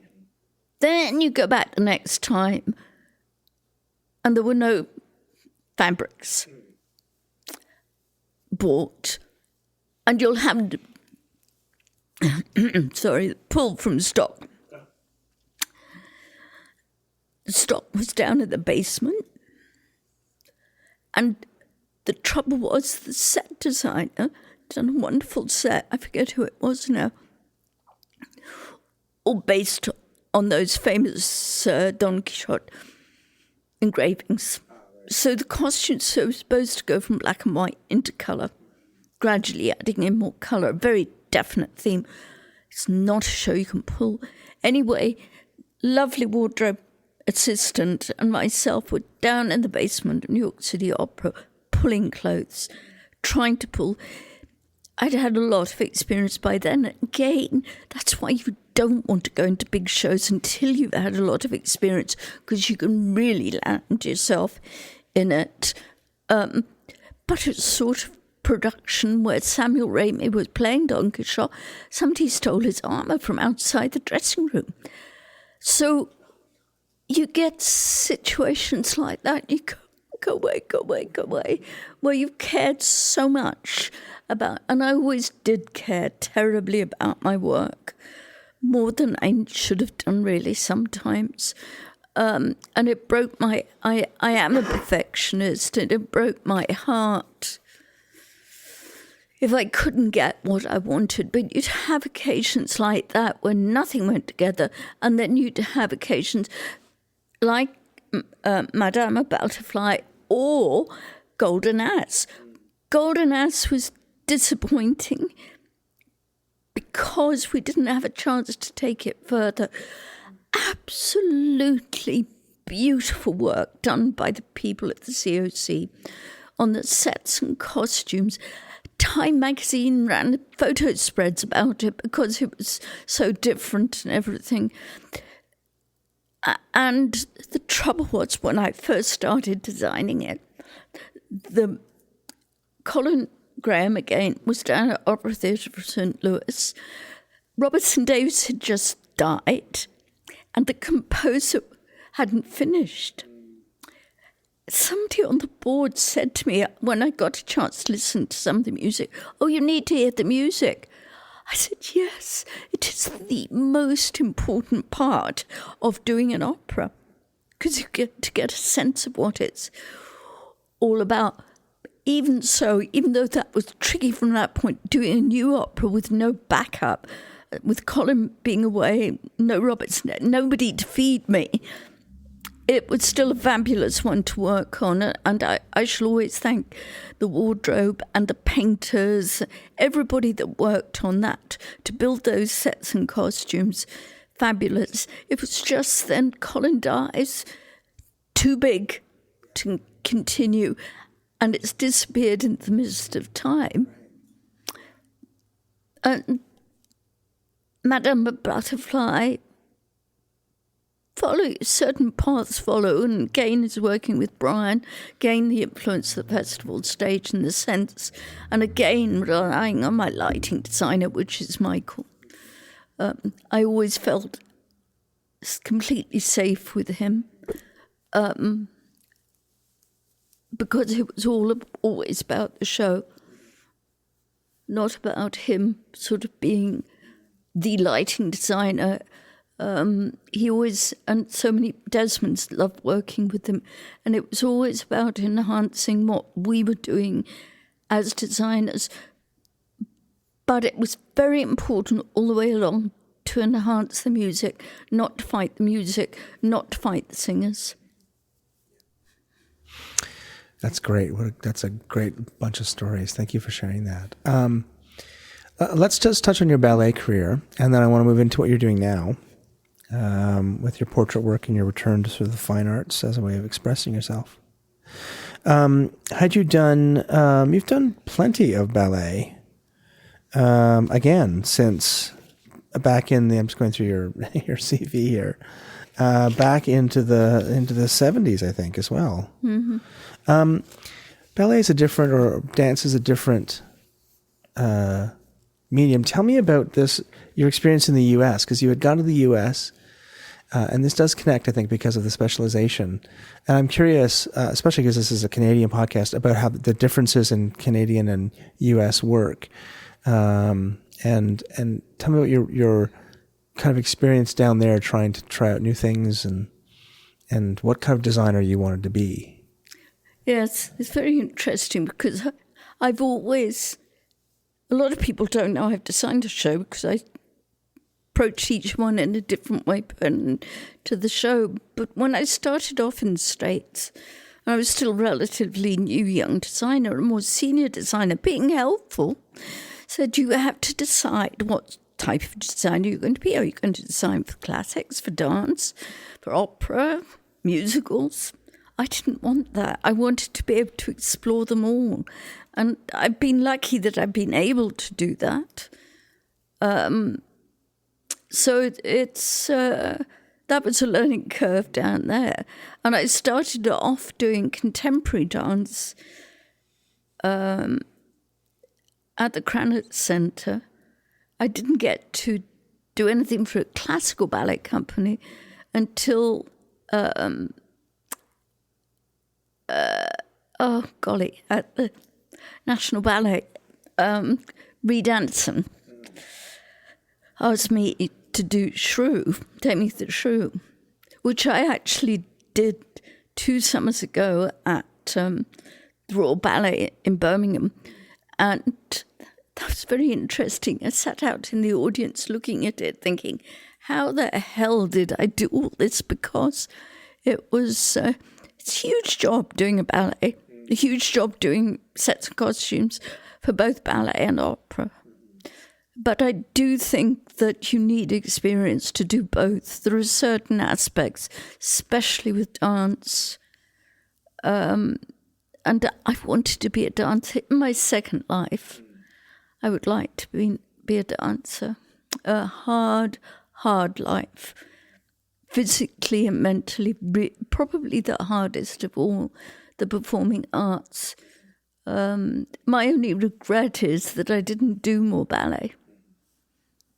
Really rather regretted that. But it's, you're telling it with the story ballet. It's like Taming the Shrew and Romeo and Juliet. You're telling stories again. Both with your colour palette, with your fabrics, with your shapes. And technically it's harder than theatre. I mean, theatre can be very physical, but in a lot of, especially opera, unless you're designing for a chorus and a dance, it's at the Court of Ballet. You can drape fabrics and put things in structures that they don't necessarily have to move around in very much. They have to get an on and off stage and through the doorway, and however that happens. But with ballet, it's physical. Yeah, you can't. The shapes are probably more limited, or you have to work with the dancers more to get the shapes you want. There are 2 or 3 things that you find best cutters in the theatre are the ones who train to cut ballet first, because they really understand the body. There's certain fabrics that you can't use in a certain way because of flexibility and not restricting the dancer's body. I know, going back to Romeo and Juliet, I found that Prokofiev music is my favourite. It's heavy and dark, and I wanted to get the contrast between the lightness and delicacy of the youth of Romeo, Mercutio, Benvolio and Juliet in amongst these very grand, sombre people, and the music. That contrast is an extremely important part of designing. It's drama. Light, dark, swift, all of these things you should keep in mind, otherwise it becomes static. And I put the ball into heavy velvets and golds deliberately, because that music goes dum da dum da dum da dum dum, very slow, and I wanted it to be frightening. I didn't want it to be pretty. The story again was too important. But you do have to have an awareness of fabric. You have to rely on your cutters a lot more. You learn over time, and trying, when you're doing a period like Taming the Shrew, you have to be able to adapt the period to make it workable then for the dancer. But the one thing in fittings you notice, the dancer, it's about movement, being able to move. Opera singers, it's about feet. You have to be able to get them comfortable on their feet. They connect the ground with their feet. And the actor, it's about the character. Not so much move. And the opera singers, it's about breathing. They don't want to be, want to be restricted in their lungs or around their necks. That can often be very difficult when you're doing a Pinkerton and the necks are rather large. You have to adapt your costumes. And there are some designers that will go in, I want my design. I don't want you to change things. It's an art form. You grow it. You make it dead if you don't grow. Your drawings are just the starting point. I was going to say corsetry and silhouettes are so important in period drama. But man, first of all, dancers need to dance, and the sort of traditional ballet body, the female ballet body, is slim and may be able to. It's easier to have an illusion of a corset while still making it flexible. But when you're corseting somebody who's trying to belt, man, like how I guess you can't get away with much, but like. How do you do that? How do you keep the silhouette and yet give them the freedom? You have excellent cutters generally who can do that, and you can cheat things to make look. With Maureen Forrester, with Iolanthe, the bodice was all covered in different scales. So in metallic fabrics and soft. So I used the placement of the scales, so they went darker, made it much darker into the waist, so you got the illusion. Also the different bonings. You can use very lightweight, flexible bonings. To be able to talk to a cutter, when we did Midsummer Night's Dream, going from the heaviness, the reality of the black and white court into the delicacy of the forest, Cynthia McLennan and the other cutters actually, and you got an echo of the court costume in the forest costume, but where in the court costume we were into heavyweight boning and realistic construction of those costumes to give that very stiff, heavy feel. That version in the forest went to boning that was very, very light and flexible, like boning you'd use for a dancer, and where the petticoats had been heavy cottons with bands of boning round to give the shape. In the forest, the same shape was achieved by crin, horsehair crin. So it moved. You got the same shape, but it moved and was flexible. And that was important, those two approaches to cutting in the same production. Again, told a story, and it's the director, which is Robin Phillips, wanting to give the feeling of them being free of the restrictions of the court, going into the more sensual forest. So there's so many steps in the way designers looks at things, the fabrics, how the fabrics are put together. I loved it. Yeah, I can tell.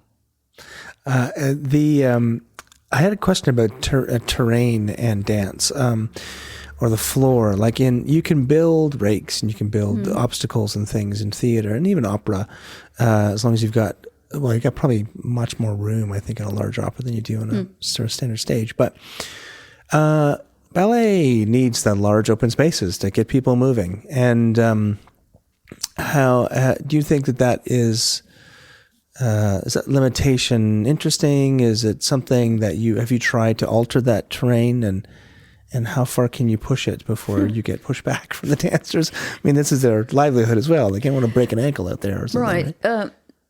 Both the major ballets I did with the National were John Cranko's choreography, which calls for a bridge running across the stage and a series of stairs that come down off that bridge onto the stage. You also have to allow room for, 4 couples deep and I think 5 couples across in the ball scene, for instance. So those take up a certain amount of space. So immediately you know you can't encroach on that space in any way. In a funny way, the clothes become the scenery. Often you look at ballets and any structures are upstage. They don't encroach on the main floor area, and you can have painted floor cloths, but they're all dance floors. The floor plans are very important, though, because I found that finding the movement pattern for a play is one of the first things I do, and then work the floor plan up from there. Is that something that you always work with a director on, or is it something you interpret from the script? What's asked for in the script, and then go to the director. But that floor plan, I mean, there's some designers will do this. Bloody diagonals. Why they're so dangerous. When you get a diagonal on stage, whether it's a point coming down stage or the reverse, actors can get trapped in those. They can't turn easily. And I think doing movement as part of my acting training made me very aware. And I think it was old Edward Atienza said something that somebody had designed a set with the door hung on the wrong side. So it was very difficult to make an entrance on the stage. Which side do you hinge the door so it opens easily for the actor? Which way they're going to open it? I think things like that, the flow of movement on the stage is very important. So you've been obviously working as a designer still, but you're doing a lot of your work out here at Salt Spring Island as a solo painter, right? You're doing paint, like your what's your medium? Is it oils? Is it acrylics? I use oils. I did 174 portraits of salt springers last Easter. They were all in oils. But at the moment I'm working on a series of landscapes, which I call my restrictive vision series, which are long, narrow panels in pastel. Then I did some war paintings and a cross for the First World War that were all acrylic and charcoal. So like my theatre design, I change my mediums depending on what I want to do, what I want to try and achieve. And how do you find working as a solo act? It's not a collaborative process, right? I mean, I guess with your subject it could be. It's a big move. Big move. I realized something, that as a personality, I'm better on my own. I can't deal with a lot of people these days. That I think when you've been through a lot in life and you see the stupidity and arrogance of some people, I certainly don't have time for that anymore. And the quiet of my studio and the chance to evolve ideas suits me as a person. And I did train, because going back to my training, I was pretty young when I was at art college, and I didn't think I liked the theatre design courses being offered. And because these a lot of painters were theatre designers, I decided to do painting. Best thing I could have done, because you're dealing with a moving painting, proportion, colour, balance of shape, line, taking your eye into the picture, giving it focus, all those things that make the theatre picture happen, you get from painting. It was hard to begin with, to suddenly be on my own. I miss the collaboration. I miss the excitement of somebody. Oh, Karen Rodd with the mask for the Romeo and Juliet, that gave me other ideas for the set. It was ideas bouncing from one person to another that was so exhilarating, so exciting. I miss not working with fabrics. I've thought about taking up tapestry work. Weaving is a very good person here on the island who got the Governor General's Award, and I thought I'd go and chat her up. But I don't have, my problem now is I've got so many ideas, so many things I want to do, that I see my age being a deterrent. I spend nearly all day, every day in the studio when I can, though lately I haven't been able to, and it's very frustrating. But it's opened up a whole part of my life that I really appreciate and I'm so glad about. It's been very good for both of us coming here, actually. It's been very stimulating. I'm curious if you continued, I mean, because theater design is a very specific kind of practice, and it's about communicating ideas to other people in a way that's in many ways incomplete, because you fill it in with their practice or with as the rehearsal goes forward.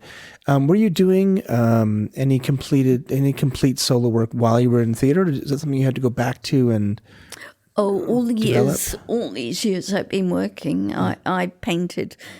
And the trouble is, you can't combine the two. I discovered it's almost like your brain goes into a different gear. And one of the problems poor old theatre people have, you need holidays, you need breaks, but all the time you have them, you're going, when's my next job? When I go to get money? You never truly relax. That's one quite major problem. But I would go take 2 or 3 months off and paint over the years. Then I'd be running out of money, or I'd miss it, or somebody come up with a big offer. And I'd go back, and the one thing I have discovered with painting now is you need the continuity of time in a studio, not having your time broken up. So one idea leads to another idea, leads to another idea. Portraiture links to theatre. I know that's why I capture people. I've said that to people here because I've done so many portraits. And it links because you go into a fitting and you have 10, 15 minutes perhaps to pull together who the actor is, who their character is, what the director wants from that character, what the period is. You're pulling all these things together to create a character. So you have to feed off things very quickly. And I'm sure in my portraiture, that's one thing that's helped it a lot. Do you, in theater, again, we're also chameleons, where we work between periods and styles and to suit the story that we're telling. Have you landed on, I know you're moving between media, but do you have you must have developed your own style that you work in, that you're comfortable in expressing in your solo work that is different than, it's a different solution than you're in theater. Like it doesn't change per day, right? Not per day. Yeah. It changes. I tend to work in sets of drawings. One drawing leads to another. I've got a little bit of mind that takes off in different directions. But generally I work in about 6 or 7 pieces in a particular style, trying to evolve an idea. The portraits were the largest project I've ever worked on, because these were 8 by 8 panels with a portrait on, and they filled the exhibition hall here. So that there was consistency, certainly a consistency of style there. But I like to keep pushing myself. Somebody said it's the part of age that you don't want to give up on your age. You know, this is something I'm very aware of now, my age. Just because I've reached my age does not mean my creativity or my thought process has stopped. It's still going, and I have to keep painting. I have to keep creating. I'm not sure I could go back to theatre now. I've changed as a person. I miss it in so many ways. And there are certain directors of those National Theatre, I think, well, if he came and asked me, I'd come out to retirement and design. And I did design something a little while ago that actually set me going on another series of paintings. I did some rough things for Krapslar's tape. And I thought, but I'm very much aware of my painting now. It would definitely have a very definite effect on my designs.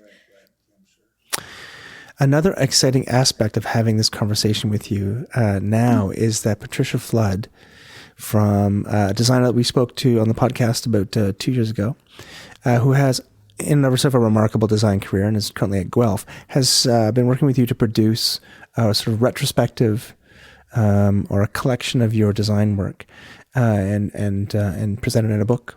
And it's out in April of this year. You can pre-sale on Amazon right now and on the other Indigo and places like that. What was it like to collect all that work together and to think about your body of work? And what was important for you to have in that book that's not just a production, but the message that you wanted to make sure it was captured? So I have to say this is Pat's book, and Scott McCowan designed it. They were both responsible for picking out which designs they wanted to use. Sometimes they weren't. I'm not sure. I was surprised by some choices, but it's their book. I was very tickled by it. I'm very tickled by the prototype I saw, the things I've seen. It's very hard when Pat comes to you when you're in the middle of the Atlantic and says, now, what age was this person and who was this person? When it's something that was happening like 60 years ago. Very hard. I did say to her at the beginning, because I started, as I was leaving Stratford, I'd put some notes together about costume design, and I just gave them to her. And she's been wonderful. She kept saying to me, what do you think about, is this all right? Or if she was describing a show, I'd say, well, that didn't quite happen like that. What I did say, and what she's tried to do, is to mention people who built things, because the audience never takes in, and as designers, we better take in the people who have created for us from our designs. And I know there are a lot of people, I've loved their work, that are not in the book. And I said to Pat at one point, well, could you put their names down? Such a long list, incredible list. So we both know there are people there that should be there but aren't there. I don't think we've mentioned the name of any milliner. Very important part of it. Or any name of any shoemaker and things like that. And some of the cutters I've worked with that have created such beautiful things and been so wonderful, I know they're not in there. It's just that the way the book was structured, the fact also that I'm surprised that the two of them, Scott and Pat, got it through, because with so many photographs in it. But I said to Pat, the other thing is when you flick through the book, it's Canadian theatre history. Mm-hmm. Sad thing is so many people have gone that have photographs in there. But I do think the country is very young. Theatre is very young, whether we like it or not. And you've got to know your history. I keep saying, you've got to know where you've come from so you know where you're going to. Which is why I've come here to talk with you. I think it's today. Very important, love. Very important, because you build up it solidly then. I mean, you think that really, I know that some theatre productions in the 19th century, but basically a lot of it, well, as I say, Ecstasy of Rita Jo, 1960s. And there were designers then who weren't designers, they were actors turned designers. There weren't people specifically trained to be a designer. So I was there for Mary, but for so many people. And it's been a very interesting journey, and so many clever designers that I don't want it to go downhill in any way. I wanted to keep going and producing work that the world looks at. Not just Canada, the world looks at, because it's different, or it's new, or it's such superior quality as part of the production that it mustn't be allowed to slip. Well, Susan Benson, you are a person of the theater. That is quite obvious. So thank you so much for talking to me today. I really appreciate it. My pleasure, love. It's been very nice.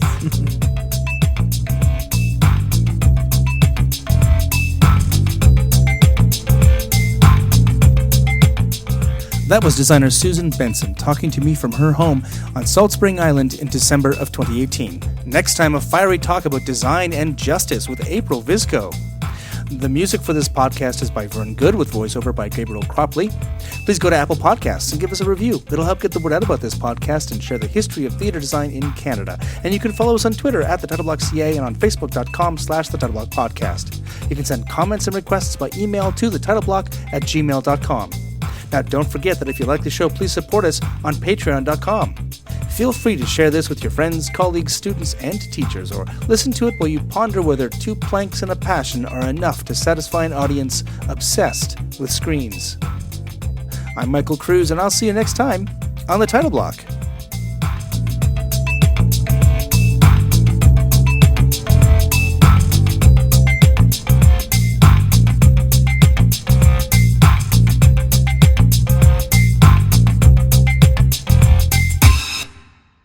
again. You can learn from your negatives as well as your positives. Exactly. And it goes back to ego. If you think you're God's greatest, you're never going to question those, and therefore you won't learn from those. Exactly.